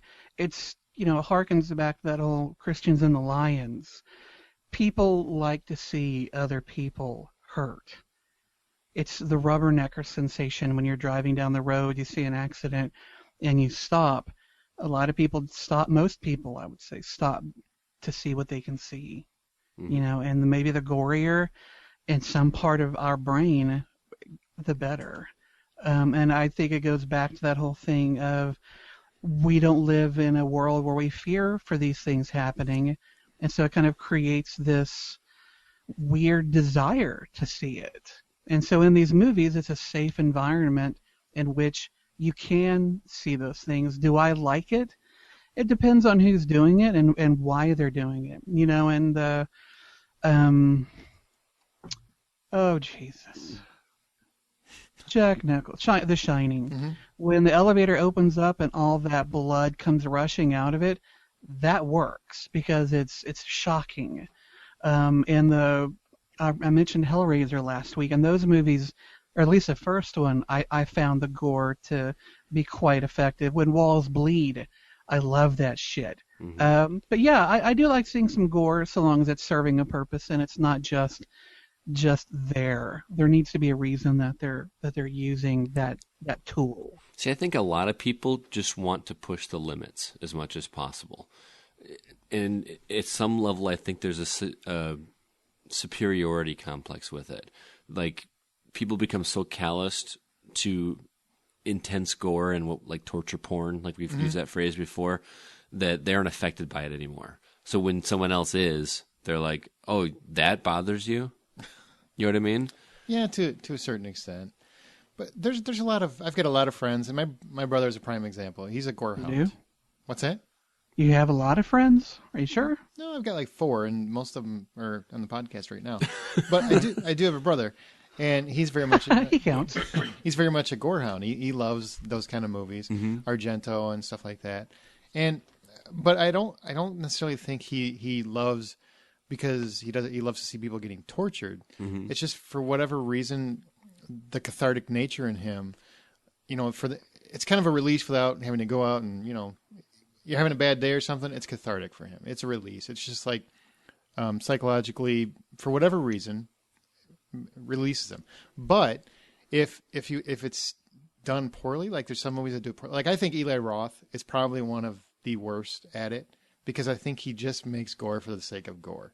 Like Hostel 2, every other movie I've seen. That's why I don't like him as a director. I think he shows you guts and then he just keeps the camera on the guts. There's no creativity to it. There's no storytelling element to it. It's just, let's see how disgusting we can be for a couple hours, which is what the Saw movies became. They didn't start out that way, but they ended up becoming. Mm-hmm. That kind of gore, I don't think myself or my brother like. And I don't know why filmmakers feel the need to do it. I know there's an audience for it, because obviously it sells tickets or they wouldn't keep making them. But I don't understand the appeal of that. Does anybody What about the understand? gore, though, in the recent Evil Dead remake? For I whatever mean, that's reason, actually some body modification Yeah. gore. if it's something, and I'm really weird when it comes to gore. I like gore, but I'm weird about it. For whatever reason, like gory murders and Friday the 13th and Evil Dead, Nightmare on Elm Street, that stuff never really bothers me because they seem fantastical to me. There's no chance of that ever happening. I mean, the odds of a guy hacking up an entire camp with no one noticing are pretty slim. Apparently, you haven't been to Tennessee Fair enough. or Mississippi Maybe that's where Brian is right now. or Georgia or Arkansas. You just stay out of the South. That's what I'm saying. I think if it's realistic, like it's a real world, I have a hard time buying into it. That's where I have a hard time when it's really gory. I don't know why it is, and I'm not even saying that it makes any sense. It's just in my head, it works that way. There's very little gore that I watch and I go, wow, that looks real. To me, True. I'm always Yeah, kind of that's looking at it. That's a prop. That's a practical effect, or that's CG or something like that. Mm-hmm. So, and in my mind, I'm always thinking that this is a movie. I've never been. Just thinking right now, I can't think of a movie that I watched and I went, wow, I really was so sucked into it that I felt like I was actually seeing a real human body part or blood and guts. I can't think of one. I had to think about some more. But have you ever been taken out? Yeah, when I mentioned the Evil Dead remake a second ago, and that scene where the girl was cutting her tongue Oh, out, yeah. Yeah, that looked pretty or the good. scene where that other girl was cutting her arm off. Those were so well done. They didn't look. I mean, it looked like she was cutting her tongue in half, Mm-hmm. Yeah. and it was horrifying. That was a good prosthetic, by the way. Yeah. That was good. I don't know if it was digital or not, but I think it was a prosthetic. It looks like. It was scary. And I will tell you, prosthetic effects, they work more for me than any digital effect I've ever seen. Horror shouldn't have that many digital effects. I have not seen that many movies where it works. Personal opinion. Real blood is much better than digital blood. Exactly. If you can find somebody, just go to a blood Or, bank. real Hollywood blood. Yeah, real Hollywood blood. Go to a blood bank. Just bring some back. Pigs, cut them up. Oh, God. They have all sorts of donation trucks out for people to donate to horror movies. Forget about saving lives. We got a movie to make. Oh, gross. No, I just had all kinds of hypochondriac, evil fantasies now. What was it? I think it was Bill Hicks who once said that they should offer to terminally ill patients the option to be in a horror film and to be killed on screen. Oh, wow. Wow. That's messed A up, man. joke, but That's messed up.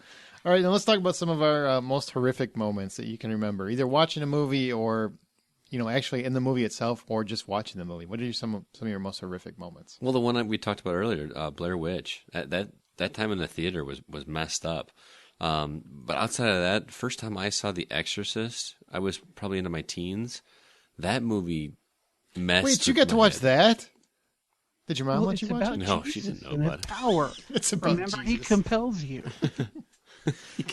The power of Christ compels you. That's right. And he was on a raptor. There's multiple scenes in that movie that are just forever burned in my skull. The crucifix, the spider walk, the head turning around. I mean, there's just that was messed up, especially because of my upbringing. I was, that stuff was real. Because you were raised. This shit happens down the Yeah. street. Yeah. This is a documentary. Exactly. I specifically remember being listening to a sermon. Pastor Bud's daughter did that. And the pastor was talking about the movie Exorcist, and my first thought was, wait a minute, you get to watch the movie Exorcist? And he was talking about how, like, oh yeah, this stuff really happens. This is real. And so, like, when I finally saw that, all I could think of was this stuff really happens, and that forever burned in my head. The only other one I have is when in the theater I saw the original The Ring, the American version of it. I have never felt a spine-tingling, hair-raising scene in a movie until that girl walked out of that That was TV creepy. screen. That was so creepy. Because you had you thought the movie was done. First off, you thought it was done, and there was that 30 seconds before that you realized that it wasn't. I'm getting goosebumps just thinking about it now. And, it was just, I squirmed in my seat. Hardcore. So That's a freaky When I movie. was a kid, The Exorcist was definitely one of those movies. Of course, the version you're talking about, Scott, is a more updated version. They called it the version you've never seen before. Yeah, Right. Spider Walk In the wasn't in the original one. right. Right. There were a few things that weren't. And when I saw the version you've never seen before, I went into it having already seen the other and thinking, well, there's really not a lot they could add that's going to, do it for me. And sure as hell, that spider walk scene in the book is probably the most horrifying scene. And now in the movie, I think it's probably the most horrifying scene. So they were able to really capture that one. You mentioned Blair Witch at the whole movie's scary, but at the very end, turn that corner, see that guy standing in the corner. Yep. I fucking flipped out. And I don't think I've ever been that scared in a movie theater. Especially but- because like the camera is so shaky and all over the place for like most of that movie anyway, and right before that, and then all of a sudden it just stops right on him to focus your attention on that. So it worked so well. Oh, And it took about a quarter of a second for me to go, oh shit, I know what and then the camera falls. yep. So that was really terrifying. But as a child, I may have mentioned this last year, but Salem's Lot, I watched it with my grandparents, and I had trouble sleeping for days afterward, especially with the hospital scene. I think it's the one almost everybody references where the vampire child comes floating up to the window and just starts scratching at the glass, and the fog is rolling in under him, and there's this really almost heartbeat music under it, and just kind of building and building and building. The yellow eyes on this kid and the fangs, and just asking him to come open the door, Danny, come open the door. Fucking horrifying. And it has sullied or tarnished everything around it, because there was I watched we happened to watch Fantasy Island before that came on. I could never again watch Fantasy Island without thinking of Salem's Lot.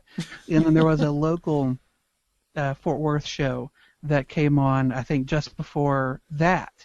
I can't even hear the theme music to that fucking show without my heartbeat increasing, because that moment in that movie is forever attached to all those things. And for days, I couldn't sleep. I had trouble sleeping. My grandmother said she regrets letting us ever watch that. It was terrifying. And I don't think to this day I have ever really been as scared as that. Closest is probably when I first saw Evil Dead. I was shaking and quivering and, doing the whole back and forth shaking thing. And I was like, this ain't funny, this ain't funny, this ain't funny. And my brother was laughing his ass off at me. People don't give that one credit either because of, it looks, Evil Dead looks so cheesy now, but it was she's sitting on the floor with a nursery rhyme and jams that pencil into her ankle and the cracking goes up. Oh, shit. It was terrifying as a kid. Absolutely. It was one of the scariest movies I can remember as a kid. Did you have any more? I'm sorry. I didn't want to... No, that was it. Okay. Those are the highlights. Well, I know I probably talked about it over at some point, but Friday the 13th Part 3 in 3D with my buddy Dennis when we were kids. Seeing that one, we hid behind the seats the entire time because that was when 3D was like the first time it was making a big outpouring or whatever. Like every movie had to be Jaws 3D, which is the worst 3D you will ever see. Because the shark, seriously, how you could be scared of the shark that takes 45 minutes to come anywhere near you is beyond me. But whatever. Friday the 13th Part 3D, it was actually Friday the 13th 3D. Was fantastic. Now, maybe it was because I was a little kid. I don't know, but it was fantastic. We were hiding behind the machete seats. coming at you? Yeah, it was. The machetes were coming at you. Everything was coming at you. He gets his first hockey mask, and then he comes at you. I mean, it was just freaky as hell. I was scared shitless. And then The Evil Dead, which is funny because my mom took me to Friday the 13th, but she wouldn't let me watch Evil Dead. Whatever. But that title. Yeah, apparently, because we don't want to piss off the Christians. But I remember as a kid hearing my mom talk about that movie, which of course means I'm going to find a way to watch it. Exactly. But it's too horrific. You're not ready for that yet because for whatever reason, maybe I didn't understand the demonology or whatever. So I snuck her copy when she wasn't looking, and she went to bed or something like that, and I ended up watching it, and I was freaked the hell out, and I couldn't turn it off even after the tree part happens, where the lady gets violated by the tree, and the tree doesn't buy her dinner, nothing, and I couldn't sleep for the rest of the night. That movie freaked me the hell out, and I kept watching it. Like I watched it like 4 times, even though it scared me every single time. I just couldn't turn it off. There's something wrong with me. And then there was yeah, I know. Yeah, there is. And then there's a movie called The Town That Dreaded Sundown, which you'll never be able to find anywhere. And I mentioned this before, but it was about this mass serial killer who terrified a southwestern town, and it was based on a true story. And it's not even that like great of a movie. But it was just the way that he killed people and how random it was and how in this town was absolutely terrified. Everybody closed up their windows, and it was like a small town where they used to have all the doors wide open, that kind of thing. For whatever reason, I saw that movie, and then I came home, or I was at home, watched it, was terrified because I think I was a latchkey kid at that point. Mom was at work. Closed every single window. It was summer. We didn't have air conditioning. It was like 120 degrees. And I still suffered in the heat just because I was scared to death this guy with a pillowcase over his head was going to find a way to break into my house. Awful. And the last one's Jaws. My mom took me to see the re-release, and I was really young, and it scared me so shitless. I didn't get in an ocean until I was in my 20s. Really? I was. You know this, Justin, right? You were positive. If you got in the water, you were dead. I still think it. Yeah. It's just like apparently great whites are really going to be just swimming on the shoreline, just hanging out at the beach, just waiting for you to get in as soon as you get in. And like, they have video of fucking sharks getting up into the beach, chasing fuckers. It's horrible. And one of the things that was funny is because of that movie, my mom took me to Disney World, and I was like, I don't know, 10, 12, 13. And she got me to go to the beach. And she's like, just come to the beach and it'll be fine. I'm like, Mom, I'm terrified. No, just go to the beach. It'll be fine. You know what I see when I get to the beach? Is a little fucking kid on a yellow raft. Swear to God. And I'm like, if you think for 1 second I'm getting anywhere near that water, you're out of your mind. And I didn't even want to. I waded in it. That's all I could do. Ankle high. It was such a pansy. You want to hear what's really scary? Go ahead. Yes, they have actually found sharks in freshwater rivers. They have found sharks in the Ohio River as far north as Ohio. Oh, wow. They have, yes. So just because you ain't in the ocean don't mean you people are safe. I avoid all bodies of water unless there is a Carnival Cruise Line ship beneath it and me. I do not like it. I don't even care if it's just some little river. There is shit out to get you. Barracudas in the river. Or anacondas. They're in the river. Or piranhas. Oh, piranhas in 3D too.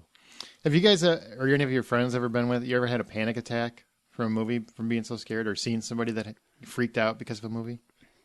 Not anyway, no. My wife, and I know I've mentioned this before, but she has not watched a horror movie since seeing Blair Witch in the theater. It terrified her so badly that she has sworn off horror movies ever since. Really? It fucked her shit up. I have a story, but it's not really a panic attack, more as someone that got severely freaked out, and it actually turned out really funny. We were talking about the movie Strangers earlier, and I went and saw that in the theater with my wife. Mm-hmm. Packed theater, opening weekend, and we sat next to an African-American couple, and she got this woman that was sitting next to my wife was so freaked out and just wanted to blurt some obscenity or something, and what came out was "stupid white bitch." But it wasn't like she was trying to be funny. She was freaked out and needed to let out somehow, and it was it was really funny. That's the closest I've seen to a meltdown. And then your wife got offended and said, I don't appreciate that. No, she was laughing her ass off. It was really funny. Funniest story I don't know if it's so much funny, but it was funny to me at the time. Was I was with my buddy on a double date, and my friends, we went. I don't even remember what the movie was. It was some ghost movie. I know that because it's one of those horror that I'm not really a big fan of.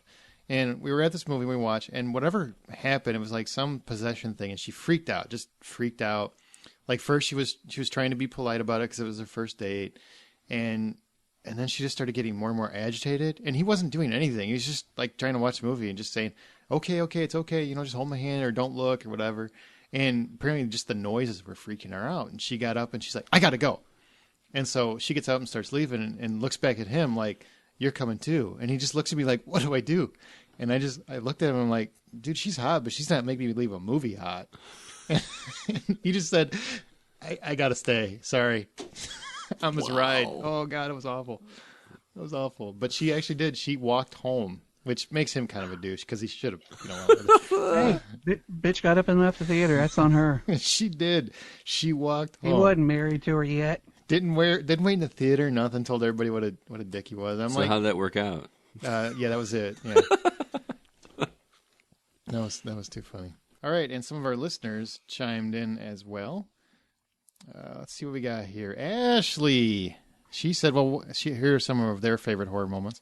While watching The Purge, a girl next to us was open-mouthed chomping on Chipotle chips. If that's not horrifying, I don't know what is. Fair enough. Justin Vaughn says, the first time I saw Ashley, the first time I saw Salem's Lot, I was on the edge of my seat in expectation. When the boy scratched in the window, I jumped. Oh. Apparently Justin's still jumping. It's so scary. I jumped because the sound came from my window. I startled at the sound and edged closer to investigate, then cursed loudly when I realized the sound came from the surround speaker next to it. Josh Steima says, we tried to be hard asses, roughly 11 years old, as kids and watched The Blair Witch Project on a portable DVD player while tent camping in the middle of nowhere. Oh, dumbasses. That's a big fucking mistake. bad choice. Wow. Man, I'll give you credit for being ballsy. But no. All right, now let's go to emails and Facebook. Remember, if you like us on the Facebook page, we will mention you on the show. And for everybody that isn't aware, it's facebook.com/The Hollywood Outsider. Please go there and like us if you haven't already. People that have liked us in the last week: Roberto Moya, Graham Goss, Vicky Calgaro, and a special shout out to David McGrath, who's in South Korea. So nice. That's quite a ways from here. And he let us know about a stupid issue with our Facebook page we found and fixed because of his astuteness. So I want to thank you personally, Dave. I really appreciate that, and it was probably Brian's fault. And here's a voicemail we got before we get into emails. So take a listen. How you doing? I'm on the fantasy football. My team is called Invincible, which I'm doing pretty bad right now. One thing I wanted to say is I would like to see if Star Trek ever did anything like this, made a pilot just for HBO or Showtime. Oh my God, that would be one of the best for Star Trek if they made something just for cable. As a matter of fact, y'all the best podcast I listen to on a daily basis. Well, not a daily basis, but a weekly basis. I'm a driver, and I listen to y'all. I look forward to it every Thursday. Y'all do the best work there is. Seriously. Don't stop what y'all doing. Y'all, I will be seeing y'all in stars soon. I know that for a fact. Bye. It's pretty funny because he said he'd like a cable Star Trek series. I think that would be really cool, actually. Yep. Like something on HBO. What do you think, Justin? You're the big Trekkie. Would you like to see some foul language, maybe?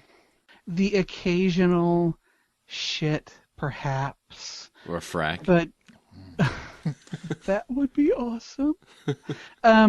I don't know. Can you Sons of Anarchy, Star Trek? Maybe, but then would it really still be Star Trek? I don't know. It's one of those things I would really have to hash out with some fellow Trekkies. How about some topless green chicks? Ooh. Now that we could do. Some Orion slave girls? Yes. Let's do that. Oh, that's funny. All right, let's go to emails. Justin? All right, we have got a tweet from Junebug, Brian's favorite Twitter handle. I wish she was here to read it. In regards to Black Sails, they write, can they pull off pirates as protagonists with a serious tone? Looks good, but it's hard to sell a hero who rapes and pillages. Junebug, I could see where you're coming from, but just because your character is a protagonist doesn't mean that they also still have to be a hero. Was Walter White a hero? Hell no. But he was the protagonist. Jax in Sons of Anarchy, is he a good guy? No, he's cheating on his wife and he's killed people. He's still the protagonist. So I don't think your main guy has to be a hero. He has to be someone who is compelling. And bad guys can be very, very compelling. Pirates weren't out there to save the world. They were out there to get theirs and kill anybody who got in their way. Wouldn't that be a fun twist, though, if really they ultimately saved the world from velociraptors and Noah? Maybe. Well, didn't Captain Jack Sparrow kind of save the world from the nefarious schemes of the British in those movies? Yeah, but it was on accident because he was drunk. Well, yeah, he still did it. And Stephen White on Facebook said Brian De Palma directed Scarface, not Oliver Stone. Oliver Stone? Oliver Stone. Please tell Justin he was wrong. Again. I take umbrage with again. I dare you to find when I've been wrong previously. Oh, if you got that kind of time, Stephen, feel free. But yes, I did get that wrong. That wasn't a Brian De Palma joint. Not Oliver Stone. All right, Scotty. All right, we've got an email from J-Rock that before I read it, I have to... and he says we didn't need to read it, but... Oh, that means we're going to. Yeah, kind of. Come on. Apparently J-Rock had a couple beverages before he typed this one, so I'm going to do my best to read this to you guys. Scott, you should read it in Drunk Scott. Should read it in Drunk Scott? That should be readily available in your repertoire of voices. J-Rock says... I'm a little drunk right now, so no need to reread this on air. But I just wanted to say bravo on the reading of my Bob Whedon Much Ado letter. I burst LOL'd at Justin's thank you, now shut up retort. That was funny. And the confusion with Brian talking about the Branagh version when Aaron and then me were still thinking about the Whedon version. Man, I was cracking up in the middle of a major Brooklyn thoroughfare, LOLing, just remembering it now. Butt brains. Or Brian's, either way. Oh, Butt Brian's.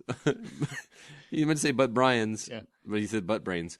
But Brian's man packing in the handies line from last June is still my number one favorite moment of the show. Anyway. I like how you said the question mark, basically. Last June? Anyway, good show again. Mannin. I can't feel my fingers, LO, which I think is supposed to be an LOL. Yeah. But thank you, J-Rock. He fell asleep before the L. He passed out before he finished the second L. We had to throw it on there, J-Rock, because that's how good the letter was, man. We appreciate that. That was funny. Please send more drunken emails and or voice messages because those are fantastic. We respect the drinking. We also got a tweet from Tammy.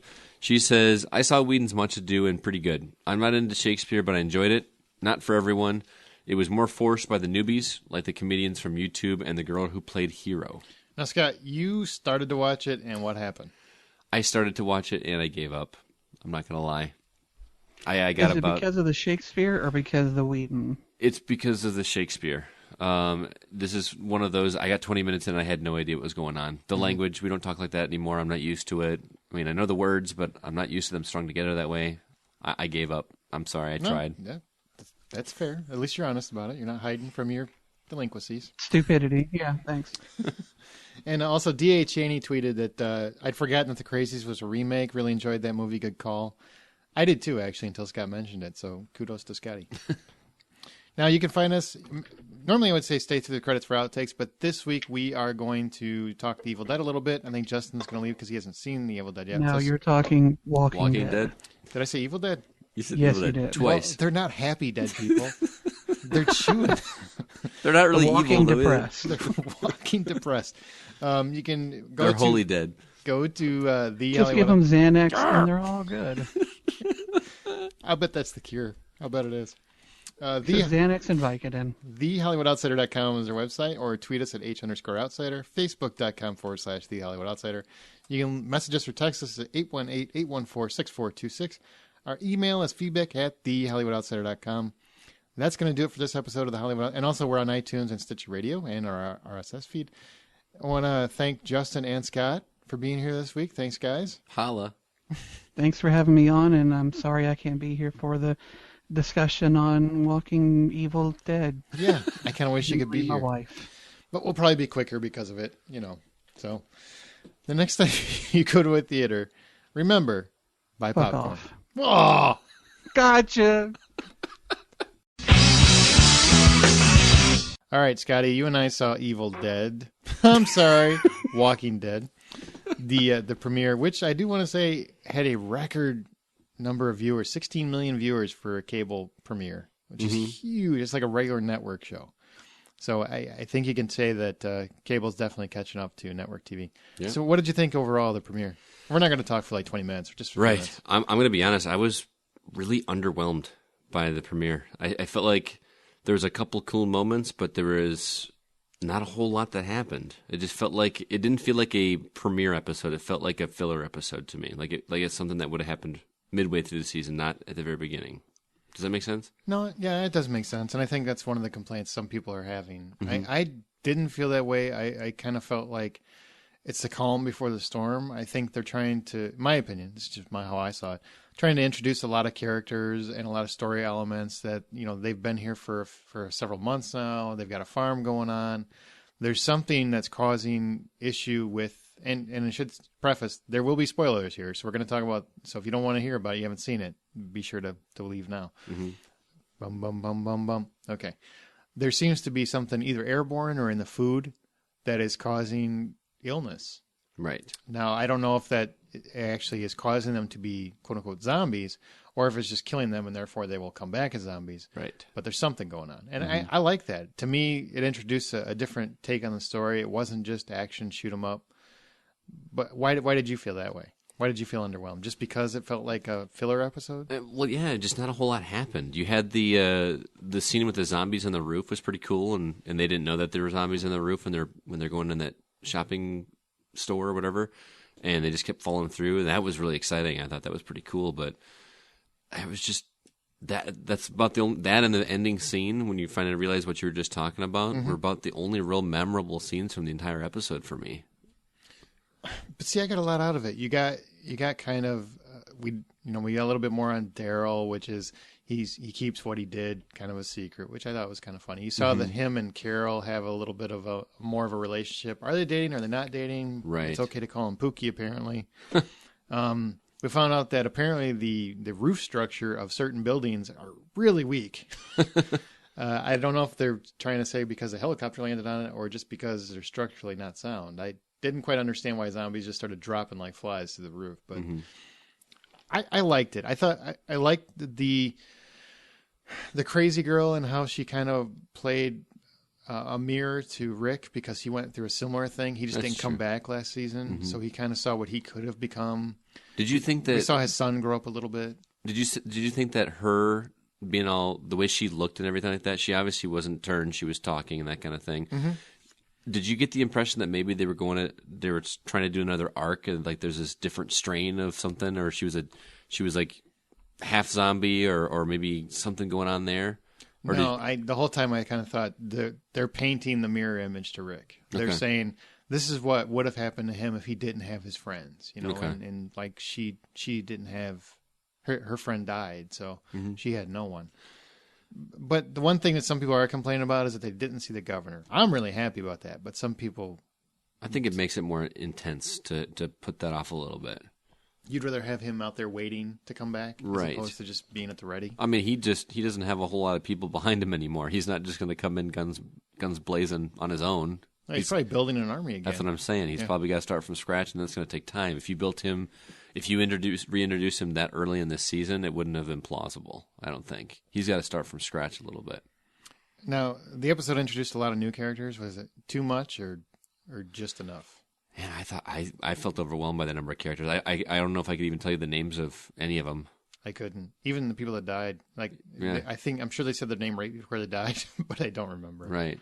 I mean, I like new characters coming in and that kind of thing, but with a show like Walking Dead where you're so attached to the characters, I think you need to have some introduction to them instead of, oh, we found some more people. Yeah, they're So- finding a lot of people in that prison. Mm-hmm. And I guess it makes sense now because last season I was really concerned about why they would be going back to the prison and not just building that wall back up in the town. Right. But it seems like they're illustrating that people with just fences don't seem to make it. Right. And they're not doing proper procedure. Like even in this one that the drugstore, whatever, it was basically an army base and they couldn't even hold it. Yep. So, I mean, they're kind of showing how much better they are as a group than even military seem to be. Right. And with the down chopper and everything else. Now, where do you think the season's going? I know we got to wrap the show up, but where do you think the season's going? Any idea? I mean, we've kind of already touched on it, the new threat. I mean, we've got this, the first season, the threat was the zombies themselves. And then second and third season, we learned that, whatever it is airborne. This isn't, and It's in you. It's in you. Whether Right. it's airborne or what, it's in you. Yeah, somehow it's in you. So if you die, you're going to turn. It's not like you have to be bitten by a zombie. So that was new. Now it seems like they're introducing this. There's something amidst the group of this particular group that is causing them to die and then therefore turn into zombies. So they're going to play on that quite a bit, and it's going to be a new scare. So like even if they are in a safe compound, with the prison or something like that, they're not safe. And I like that element of it. I have no idea how they're going to tie the governor back into it, but I am looking forward to seeing him. Well, Michonne's looking for him. Right. I mean, she wants him dead because he killed Andrea. Right. So, I mean, I'm sure that's going to play into it to some degree. Right. And we know he's in Macon, most likely, because I showed that on the map like 8 times. So, Macon. So overall, you're just underwhelmed. Not your favorite. I'm underwhelmed, but to be fair, I just finished up watching Breaking Bad, which is also another AMC. Yeah. And to me, that show gave me the exact emotion I wanted. It ended perfectly, and I felt so satisfied with that show that Walking Dead has been kind of an afterthought for me. I gotcha. Like Yeah. with Breaking Bad, I could not wait for that last season to come on. And when Walking Dead came on, I was like, oh, Walking Dead's already back on? You know what I mean? Yeah, I see what you're saying. So, to be fair, I haven't been as high on that because I'm still recovering from my high from Breaking Bad. Okay. All right, man. Well, that pretty much does, unless you have some parting thoughts. No, that's it. Okay. Well, we just kind of wanted to touch on The Walking Dead, what we thought of it. I really liked it. Scott's kind of on it. And as usual, for the genre shows, we'll talk about it again when the season ends or the half season ends. Mm-hmm. Let you guys know where we think it is at that point. So let us know your thoughts. Feel free to email us, feedback@thehollywoodoutsider.com. And remember, the next time you go to a theater, do what, Scotty? Buy popcorn.